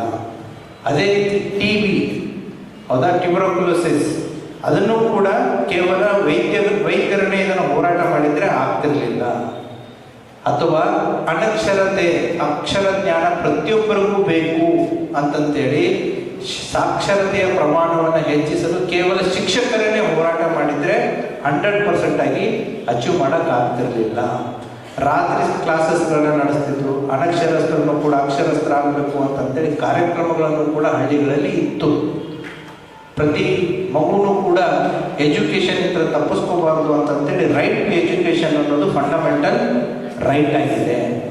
ಹೀಗಾಗಿ ಯಾವಾಗ ಹೋರಾಟಗಳು ವ್ಯಕ್ತಿಗತವಾಗಿ ಉಳಿಲಾರದೇ ಅದನ್ನು ಸಾಮಾಜಿಕವಾದಂಥ ಹೋರಾಟಗಳಾಗಿ ರೂಪುಗೊಳ್ಳುತ್ತೆ, ಅವಾಗ ಸಕ್ಸಸ್ ಆಗುತ್ತೆ. ಸೊ ಇವತ್ತು ನಮ್ಮ ಹೋರಾಟ ಡ್ರಗ್ಸ್ಗಳಿಗೆ ಸಂಬಂಧಪಟ್ಟಂತೆ ಕೇವಲ ವ್ಯಕ್ತಿಗತವಾಗಿ ಅಥವಾ ನಮ್ಮ ಪೊಲೀಸ್ ಇಲಾಖೆಯಿಂದಲೇ ಇದನ್ನು ನಿರ್ಮೂಲನೆ ಮಾಡ್ತೀವಿ ಅನ್ನೋದು ಅಸಾಧ್ಯವಾದಂಥ ಮಾತು. ಇವತ್ತಿನ ಈ ಹೋರಾಟ ಕೇವಲ ನಮ್ಮ ಪೊಲೀಸ್ ಇಲಾಖೆ ಅಷ್ಟೇ ಅಲ್ಲ, ಸಮಾಜದಲ್ಲಿರುವಂತಹ ಪ್ರತಿಯೊಂದು ಇಲಾಖೆ ಆಗಿರ್ಬೋದು, ಸಮಾಜದಲ್ಲಿರುವಂತಹ ಪ್ರತಿಯೊಂದು ಸಂಘ ಸಂಸ್ಥೆ ಆಗಿರ್ಬೋದು, ಶಿಕ್ಷಣ ಸಂಸ್ಥೆ ಆಗಿರ್ಬೋದು, ಶಿಕ್ಷಕೇತರ ಸಂಸ್ಥೆಗಳಾಗಿರ್ಬೋದು, ಸಮಾಜದಲ್ಲಿರುವಂಥ ಪ್ರತಿಯೊಬ್ಬ ವ್ಯಕ್ತಿ ಪ್ರತಿಯೊಬ್ಬರನ್ನೂ ಕೂಡ ಇದು ಮನೆಯ ಮನದ ಹೋರಾಟ ಆದಾಗ ಮಾತ್ರ ಇದು ಸಕ್ಸಸ್ ಆಗುತ್ತೆ. ಹಾಗಾಗಿ ನಾವು ಇವತ್ತು ಈ ಡ್ರಗ್ಸ್ಗಳ ಬಗ್ಗೆ ಕೇವಲ ಪೊಲೀಸ್ ಇಲಾಖೆ ಇದೆ, ಪೊಲೀಸರು ಅವ್ರನ್ನ ಹಿಡಿತಾರೆ, ಜೈಲಿಗೆ ಹಾಕ್ತಾರೆ, ಇಲ್ಲ, ಸಾಲ್ವ್ ಆಗಲ್ಲ. It is a problem of demand and supply. Demand ಯಾರಿಂದ್ರ ಬರುತ್ತೆ? ಅದನ್ನು ಕನ್ಸಂಪ್ಷನ್ ಮಾಡೋರಿದ್ರೆ ಡಿಮ್ಯಾಂಡ್ ಬರುತ್ತೆ. ಸಪ್ಲೈ ಯಾರು ಬರುತ್ತೆ? ಡಿಮ್ಯಾಂಡ್ ಆ್ಯಂಡ್ ಸಪ್ಲೈ ಜಾಸ್ತಿ ಇದ್ದಾಗ ಡಿಮ್ಯಾಂಡ್ ಹೇಗೆ ಜಾಸ್ತಿ ಆಗುತ್ತೆ, ಸಪ್ಲೈನೂ ಕೂಡ ಅದೇ ರೀತಿ ಜಾಸ್ತಿ ಆಗುತ್ತೆ. ಹೌದಲ್ವಾ? ನಮ್ಮ ಕೆಲಸ ಏನು? ಆ ಸಪ್ಲೈನ ತಡೆಗಟ್ಟೋದು ನಮ್ಮ ಕೆಲಸ. ಬಟ್ ಡಿಮ್ಯಾಂಡನ್ನು ಯಾರು ತಡಿತೀರಿ? ಯಾರು ಮಾಡಬೇಕು? ನಿಮ್ದೆಲ್ಲ ಜವಾಬ್ದಾರಿ ಇದೆ. ನಾ ಹೇಳಿದ್ದಲ್ಲ, ಪ್ರತಿಯೊಬ್ಬರದ್ದು ಹೋರಾಟ ಕೂಡ ಇದರಲ್ಲಿ ಅವಶ್ಯಕವಾಗಿದೆ. ಡಿಮ್ಯಾಂಡ್ ಕುಸಿತು ಅಂತಂದ್ರೆ ಸಪ್ಲೈ ತಾನೇ ಕುಸಿಯುತ್ತೆ. ಡಿಮ್ಯಾಂಡ್ ಇತ್ತು, ಸಾಕಷ್ಟು ಇತ್ತು, ಡಿಮ್ಯಾಂಡ್ ಜಾಸ್ತಿ ಇತ್ತು, ಹೌದಾ? ಸಪ್ಲೈನು ಏನಾಗುತ್ತೆ ಆಟೋಮೆಟಿಕ್ಲಿ ನಮ್ಮ ದೇಶದಲ್ಲಿಲ್ಲ ಅಂತಂದ್ರೆ ವಿದೇಶದಿಂದ ಬರುತ್ತೆ. ಹಾಗಾಗಿ ಡಿಮ್ಯಾಂಡನ್ನು ಕೂಡ ಕಡಿಮೆ ಮಾಡೋದು, ಜೀರೋ ಮಾಡೋದು. ಡಿಮ್ಯಾಂಡನ್ನು ಜೀರೋ ಮಾಡಿದ್ರೆ ಸಪ್ಲೈ ಜೀರೋ ಆಗುತ್ತೆ. ಸೊ ಆ ಡಿಮ್ಯಾಂಡನ್ನು ಜೀರೋ ಮಾಡಬೇಕು ಅಂತಂದ್ರೆ ನಿಮ್ದೆಲ್ಲ ಹೋರಾಟ ಇದಕ್ಕೆ ಇನ್ವಾಲ್ವ್ಮೆಂಟು ಅತಿ ಅವಶ್ಯಕವಾಗಿದೆ. ಕೇವಲ ಇಲ್ಲ ಇದು ಪೊಲೀಸ್ ಇಲಾಖೆ ಹೋರಾಟ ಅಂತ ನಾವು ಏನಾದರೂ ತಿಳ್ಕೊಂಡ್ರೆ ಅದು ತಪ್ಪಾಗುತ್ತೆ. We need everybody's involvement to fight against this drugs. ಹಾಗಾಗಿನೇ ಸರ್ಕಾರ, ಮಾನ್ಯ ಮುಖ್ಯಮಂತ್ರಿಗಳು ಮತ್ತು ಮಾನವ ಗೃಹ ಸಚಿವರು ಮತ್ತು ನಮ್ಮ ಇಲಾಖೆ ಹಿರಿಯ ಅಧಿಕಾರಿಗಳು ಇದನ್ನು ರೈಸ್ ಆ್ಯಂಡ್ ಬೇಡ ಬ್ರೋ ಅನ್ನುವಂಥ ಒಂದು ಕ್ಯಾಂಪೇನನ್ನು, ಮಲ್ಟಿ ಪ್ರೊಲಾಂಗ್ಡ್ ಸ್ಟ್ರಾಟಜಿಯನ್ನು ಹಾಕ್ಕೊಂಡಿದ್ದಾರೆ. ಕೇವಲ ಪೊಲೀಸ್ ಇಲಾಖೆ ಅಂತಲೇ USA, ನಾನು ಕೆಲವೊಂದು ವಿದೇಶಗಳದ್ದು ಒಂದು ಎಕ್ಸ್ಪೆರಿಮೆಂಟ್ ಉದಾಹರಣೆಗಳನ್ನು ಕೊಡ್ತೀನಿ ನಾನು ನಿಮಗೆ. ಈ ಸಮಸ್ಯೆ ಎಲ್ಲ ದೇಶಗಳನ್ನು ಬೇರೆ ಬೇರೆ ಟೈಮಲ್ಲಿ ಬೇರೆ ಬೇರೆ ಸಂದರ್ಭಗಳಲ್ಲಿ ಈ ಸವಾಲನ್ನು ಎದುರಿಸಿದ್ದಾರೆ, ಅವರದೇ ಆದಂತಹ ಸೊಲ್ಯೂಷನ್ಸ್ಗಳನ್ನು ಹುಡ್ಕೊಂಡಿದ್ದಾರೆ. ಸಿಂಗಾಪುರ್ ಅಂತ ದೇಶ ಅವ್ರದ್ದೇನಾಯಿತು ಅಂತಂತಂದರೆ ಅವ್ರದ್ದು ಬಾರ್ಡರ್ ಪೋರಸ್ ಇರೋದ್ರಿಂದ ಯಾವುದಕ್ಕೆ ಹತ್ರ ಇದ್ದಾರೆ ಅವರು? ಥೈಲ್ಯಾಂಡು, ಲಾವೋಸು, ಕಾಂಬೋಡಿಯಾಕ್ಕೆ ಹತ್ರ ಇದ್ದಾರೆ ಸಿಂಗಾಪುರು. ಸೊ ಅವ್ರ ಬಾರ್ಡರ್ಸ್ಗಳು ಪೋರಸ್ ಇರೋದ್ರಿಂದ ಅವರು ಬಾರ್ಡರ್ಸ್ಗಳನ್ನು ಟೈಟ್ ಮಾಡಿಕೊಂಡ್ರು, ಲಾಸ್ಗಳನ್ನು ಸ್ಟ್ರಿಂಜೆಂಟ್ ಮಾಡಿದರು. ಆ ರೀತಿಯಾದಂಥ ಒಂದು ಸ್ಟ್ರಾಟಜಿನ ಇಟ್ಕೊಳ್ತಾರೆ. ಪೋರ್ಚುಗಲ್ನೂ ಕೂಡ ಇದು ಸಮಸ್ಯೆ ಆದಾಗ ಪೋರ್ಚುಗಲ್ ದೇಶದವ್ರು ಏನು ಮಾಡ್ತಾರೆ ಅಂತಂದರೆ ರಿಹ್ಯಾಬಿಲಿಟೇಷನ್ ಮೇಲೆ ಫೋಕಸ್ ಮಾಡ್ತಾರೆ. ಇದರಿಂದ ಸಾಯುವವರ ಸಂಖ್ಯೆಯನ್ನು ಕಡಿಮೆ ಮಾಡೋದು, ಇದರೆಲ್ಲ ಪರಿಣಾಮಕ್ಕೊಳಗಾದವರನ್ನ ರಿಹ್ಯಾಬಿಲಿಟೇಷನ್ ಮಾಡಿ ಮತ್ತೆ ಸಮಾಜದ ಪ್ರಮುಖ ವಾಹಿನಿಗೆ ಅವರನ್ನು ಹೊರತರುವಂಥ ಒಂದು ಸ್ಟ್ರಾಟಜಿನ ಪೋರ್ಚುಗಲ್ ಮಾಡುತ್ತೆ. ಐರ್ಲೆಂಡ್ ಮತ್ತು ಇಂಗ್ಲೆಂಡ್ ದೇಶಗಳು ಏನು ಮಾಡ್ತವೆ ಅಂತಂತಂದರೆ ಇರುವಂಥ ಈ ಯುವ ಸಮೂಹವನ್ನು ಮೀನಿಂಗ್ಫುಲ್ ಆಗಿ ಎಂಗೇಜ್ ಮಾಡೋದಕ್ಕೆ ಆರ್ಟು, ಕಲ್ಚರು, ಸ್ಪೋರ್ಟ್ಸು ಅಂತಂತ ಹೇಳಿ ಅವರ ಸಮಯವನ್ನು, ಅವರ ಎನರ್ಜಿಯನ್ನು ಇದರಲ್ಲಿ ಸ್ಪೆಂಡ್ ಮಾಡೋದಕ್ಕೆ ಸ್ಟ್ರಾಟಜಿಯನ್ನು ಮಾಡ್ತಾರೆ. ಅದೇ ರೀತಿ ಸ್ವೀಡನ್, ನಾರ್ವೆ, ಫಿನ್ಲ್ಯಾಂಡ್ ಅಂತ ದೇಶಗಳು ಏನು ಮಾಡ್ತಾರೆ ಅಂತಂದರೆ ಕಠಿಣ ಕಾನೂನುಗಳನ್ನು ತಗೊಂಡು ಬರ್ತಾರೆ. ಸಪ್ಲೈ ಮಾಡೋರಿಗೆ, ಅದನ್ನು ಮಾರಾಟ ಮಾಡೋರಿಗೆ, ಉತ್ಪಾದನೆ ಮಾಡೋರಿಗೆ ಸ್ಟ್ರಿಂಜೆಂಟ್ ಲಾಸ್ಗಳನ್ನು ತೊಗೊಂಡ್ಬರ್ತಾರೆ. ಬೇರೆ ಬೇರೆ ದೇಶಗಳು ಅವರ ಪರಿಸ್ಥಿತಿಗೆ ಅನುಗುಣವಾಗಿ ಬೇರೆ ಬೇರೆ ರೀತಿಯಾದಂಥ ಸೊಲ್ಯೂಷನ್ಸ್ಗಳನ್ನು ಹುಡುಕೋತಾರೆ. ಭಾರತಕ್ಕೆ ಯಾವ ಸೊಲ್ಯೂಷನ್ ಬೇಕು? ಮತ್ತೆ ಸವಾಲು ಬೇಕೆ. ಅಮೇರಿಕನು ಕೂಡ ಅವ್ರು ಒಂದು ಸ್ಲೋಗನ್ ಬರ್ತಾರೆ, ಏನು ಅಂತಂತಂದರೆ ವಾರ್ ಅಗೇನೆಸ್ಟ್ ಡ್ರಗ್ಸು ಅಂತಂತೇಳಿ. ಸೊ ಅವ್ರಿಗೆ ಸೌತ್ ಅಮೇರಿಕನ್ ಕಂಟ್ರೀಸ್ಗಳಿಂದ ಸಪ್ಲೈ ಇರುತ್ತೆ, ಮೆಕ್ಸಿಕನ್ ಕಂಟ್ರೀಸ್ಗಳಿಂದ ಸಪ್ಲೈ ಇರುತ್ತೆ, ಸಾಕಷ್ಟು ಬಾರ್ಡರ್ ಪೋರಸ್ ಆಗಿರುತ್ತೆ. ಅವ್ರ ಬಾರ್ಡರ್ಸ್ಗಳನ್ನ ಟೈಟ್ ಮಾಡ್ಕೊತಾರೆ. So they start attacking on drugs manufacturers and other things. But war against drugs ಅಂತಂತೇಳಿ ಕೇವಲ ಡ್ರಗ್ಸ್ ಸಪ್ಲೈ ಮಾಡುವಂಥ ದೇಶಗಳ ಜೊತೆಗೆ ಯುದ್ಧ ಮಾಡಿನೂ ಕೂಡ ಇದನ್ನು ಗೆಲ್ಲಕ್ಕಾಗಲ್ಲ. ಸೊ ವಿ ನೀಡ್ ಇವು ಯಾವ ಸೊಲ್ಯೂಷನ್ಸ್ ಹೇಳಿದಲ್ಲ ಅದರಲ್ಲಿ ಯಾವುದಾದ್ರೂ ತಪ್ಪಿದೆಯಾ? ಸೊಲ್ಯೂಷನ್ಸು ಯಾವುದೂ ತಪ್ಪಿಲ್ಲ. ನಮಗೆ ಬೇಕಾಗಿರೋದು ಏನು ಅಂತಂತಂದರೆ ಎಲ್ಲ ದೇಶಗಳಿಂದ ಕಲಿತದ್ದನ್ನು ನಮ್ಮದು ಹೈಬ್ರಿಡ್ ಮಾಡೆಲ್ ಆಗಬೇಕು. ಯಾಕೆಂದರೆ ನಮ್ಮಲ್ಲಿ ಯುವ ಶಕ್ತಿನೂ ಇದೆ, ಐರ್ಲೆಂಡ್ ಆ್ಯಂಡ್ ಇಂಗ್ಲೆಂಡ್ ಮಾಡಲು ಬೇಕು. ನಮ್ಮಲ್ಲಿ ವ್ಯಸನಿಗಳನ್ನೂ ಇದ್ದಾರೆ, ಅವ್ರನ್ನ ಹೊರಗೆ ತರಬೇಕು ಅಂತಂದರೆ ಪೋರ್ಚುಗಲ್ ಮಾಡಲ್ ಆದಂತಹ ರಿಹ್ಯಾಬಿಲಿಟೇಷನ್ ಮಾಡಲು ಬೇಕು. ನಮ್ಮದು ಪೋರಸ್ ಬಾರ್ಡರ್ ಇದೆ, ವಾಯುವ್ಯದಲ್ಲಿ ಈಶಾನ್ಯದಲ್ಲಿ ಪೋರಸ್ ಬಾರ್ಡರ್ ಇದೆ. ಅದಕ್ಕೆ ಬಾರ್ಡರನ್ನು ನಾವು ಸೆಕ್ಯೂರ್ ಇಟ್ಕೋಬೇಕು, ಟೈಟ್ ಇಟ್ಕೋಬೇಕು. ಸಮುದ್ರ ಮಾರ್ಗ 3 ಮಾರ್ಗಗಳಲ್ಲಿ ಸಮುದ್ರ ಮಾರ್ಗ ಇದೆ, ಅದನ್ನು ಕೂಡ ಟೈಟ್ ಇಟ್ಕೋಬೇಕು. ದೇಶದಲ್ಲಿ ವಿದೇಶದಿಂದ ಬಂದಾಗ ದೇಶದಲ್ಲಿ ಉತ್ಪಾದನೆ ಆಗ್ಬೋದು, ದೇಶದಲ್ಲಿ ಇರುವಂಥ ಲಾಸ್ಗಳನ್ನು ಟೈಟ್ ಮಾಡ್ಕೋಬೇಕು, ಲಾ ಎನ್ಫೋರ್ಸ್ಮೆಂಟ್ ಏಜೆನ್ಸಿಗಳನ್ನ ಟೈಟ್ ಮಾಡಬೇಕು. ಹಾಗಾಗಿನೇ ನಮ್ಮ ರಾಜ್ಯದಲ್ಲಿ ANTF ಅಂತ ಮಾಡಿದ್ದಾರೆ, ಆ್ಯಂಟಿ ನಾರ್ಕೋಟಿಕ್ಸ್ ಟಾಸ್ಕ್ ಫೋರ್ಸ್ ಅಂತ ಹೇಳಿ. ಸೊ ಈ ಎಲ್ಲ ಸ್ಟ್ರಾಟಜಿಗಳನ್ನು ಕೂಡ ನಮ್ಮ ದೇಶಕ್ಕೆ ಅವಶ್ಯಕತೆ ಇದೆ. ನಾವು ಇದನ್ನು ಅಡಾಪ್ಟ್ ಮಾಡ್ಕೋಬೇಕಾಗಿದೆ. ಅದರ ಜೊತೆಗೆ ಈ ಹೋರಾಟವನ್ನು ನಾವು ಮನೆ ಮನೆಗೆ ಮನಕ್ಕೆ ತಲುಪಿಸ್ಬೇಕಾಗಿದೆ. ಹಾಗಾಗಿನೇ KSP ಆ್ಯಪ್, ನಿಮ್ಗೆಲ್ಲ ಮೊಬೈಲ್ ಇದೆಯಲ್ಲ, ಎಲ್ಲರೂ ಅದನ್ನು ಡೌನ್ಲೋಡ್ ಮಾಡ್ಕೊಂಬಿಡಿ ಹೋಗಿದ್ರ ಮುಂಚೆ. ಕೇವಲ ಇದು ಡ್ರಗ್ಸ್ ಬಗ್ಗೆ ಅಷ್ಟೇ ಇಲ್ಲ, ಅದರಲ್ಲಿ KSP ಆ್ಯಪಲ್ಲಿ ಪೊಲೀಸ್ ಇಲಾಖೆಯ ಸಂಬಂಧಪಟ್ಟಂಥ ಪ್ರತಿಯೊಂದು ಮಾಹಿತಿ, ಇಂಟ್ರ್ಯಾಕ್ಷನ್ ಆಗಿರ್ಬೋದು, ಇನ್ಫಾರ್ಮೇಷನ್ ಆಗಿರ್ಬೋದು, ಸಾಕಷ್ಟು ನಿಮ್ಮ ಮೊಬೈಲ್ಗಳು ಕಳೆದು ಹೋದರೆ, ಏನೇ ವಸ್ತುಗಳು ಕಳೆದು ಹೋದರೆ ಲಾಸ್ ಅಂತ ಅಪ್ಲಿಕೇಶನ್ಸ್ ಆಗಿರ್ಬೋದು, ನಿಮ್ಮ ನಿಯರೆಸ್ಟ್ ಮೊಬೈಲ್ ಪೊಲೀಸ್ ಸ್ಟೇಷನ್ಸ್ ಯಾವುದಂತ ಆಗಿರ್ಬೋದು, ಕಾಂಟ್ಯಾಕ್ಟ್ ನಂಬರ್ಸ್ ಆಗಿರ್ಬೋದು, ಅವೇರ್ನೆಸ್ ಮೆಸೇಜಸ್ಗಳಾಗಿರ್ಬೋದು, ಡ್ರಗ್ಸ್ ಫ್ರೀ ಕರ್ನಾಟಕ ಅಂತಂತ ಹೇಳಿ ಡ್ರಗ್ಸಿಗೆ ಸಂಬಂಧಪಟ್ಟಂಥ ಏನಾದರೂ ಮಾಹಿತಿಯನ್ನು ತಾವು ಕೊಡಬೇಕು ಅಂತಂತಂದ್ರೂ ಅದನ್ನು ಆಗಿರ್ಬೋದು. ನೀವು ಕೊಟ್ಟಿರುವಂಥ ಮಾಹಿತಿ ಗೌಪ್ಯವಾಗಿರಬೇಕು ಅಂತಂತಂದರೆ ಅದಕ್ಕೂ ಕೂಡ ಆಪ್ಷನ್ ಕೂಡ ಈ KSP ಆ್ಯಪ್ ಅಡಿಯಲ್ಲಿ ಇದೆ. So that you can interact with the department without visiting the police stations and you can keep your identity anonymous. So ಇವೆಲ್ಲ ಆಪ್ಷನ್ಸ್ಗಳಿದೆ. ದಯವಿಟ್ಟು ಎಲ್ಲರೂ ಕೂಡ ಈ ಆ್ಯಪನ್ನು ಡೌನ್ಲೋಡ್ ಮಾಡ್ಕೊಳ್ಳಿ. You don't know when it requires for you. ಹಾಗಾಗಿ ಈ ರೀತಿಯೂ ಕೂಡ ನಾವು ಪ್ರತಿಯೊಬ್ಬರನ್ನ ಅಪ್ರೋಚ್ ಮಾಡೋದಕ್ಕೆ ಹೋಗ್ತಾ ಇದ್ದೀವಿ. ಸೊ ನಾವು ಇಲಾಖೆ ಆಗಿರ್ಬೋದು, ಸರ್ಕಾರ ಆಗಿರ್ಬೋದು, ನಾವು part of the democracy. It is our duty to serve the people in the best interest. But ಈ ಹೋರಾಟದಲ್ಲಿ, ಈ ಚಳುವಳಿಯಲ್ಲಿ ನಿಮ್ಮ ಇನ್ವಾಲ್ವ್ಮೆಂಟು ಕೂಡ ಅಷ್ಟೇ ಮುಖ್ಯ ಇದೆ. ಹಾಗಾಗಿ so we need A involvement of every one. ಇದನ್ನು ಒಬ್ಬರಿಂದನೇ ಫೈಟ್ ಮಾಡೋಕ್ಕಾಗಲ್ಲ, ನಿಮ್ಮೆಲ್ಲರಿಂದನೂ ಕೂಡ ಇದನ್ನು ಫೈಟ್ ಮಾಡೋದಕ್ಕೆ ಸಾಧ್ಯ ಆಗುತ್ತೆ. ಸೊ ಎನಿಥಿಂಗ್ ಸೊ ಹಾಗಾಗಿ I wanted to cover these 2 topics. ಒಂದೇನು ಅಂತಂದರೆ, ಈ ಟಾಪಿಕ್ಸನ್ನೇ ನಿಮಗೆ ಕಾಂಪಿಟೇಟಿವ್ ಎಕ್ಸಾಮ್ಸಲ್ಲಿ ಬಂದರೆ ಯಾವ ರೀತಿ ಯು ವಿಲ್ ಫೇಸ್ ಇಟ್ ಅಂತಂತೇಳಿ, ನಿಮ್ಮ ಇಂಟರ್ವ್ಯೂ ಆಗಿರ್ಬೋದು, ನಿಮ್ಮ ಪ್ರಿಪ್ರೇಷನ್ ಆಗಿರ್ಬೋದು, ನಿಮ್ಮ ಥಾಟ್ ಪ್ರೊವೋಕಿಂಗ್ ಆಗಿರ್ಬೋದು. So the same subject I wanted to convey it in a different manner. So I tried my best. So thank you very much. ಈ ಕಾರ್ಯಕ್ರಮವನ್ನು organise ಮಾಡಿದಂಥ ಶರಣಯ್ಯ ಭಂಡಾರಿ ಮಠ ಅವರಿಗೆ ಮತ್ತು ಶರಣು ಸಬ್ರಾದ್ ಅವರಿಗೆ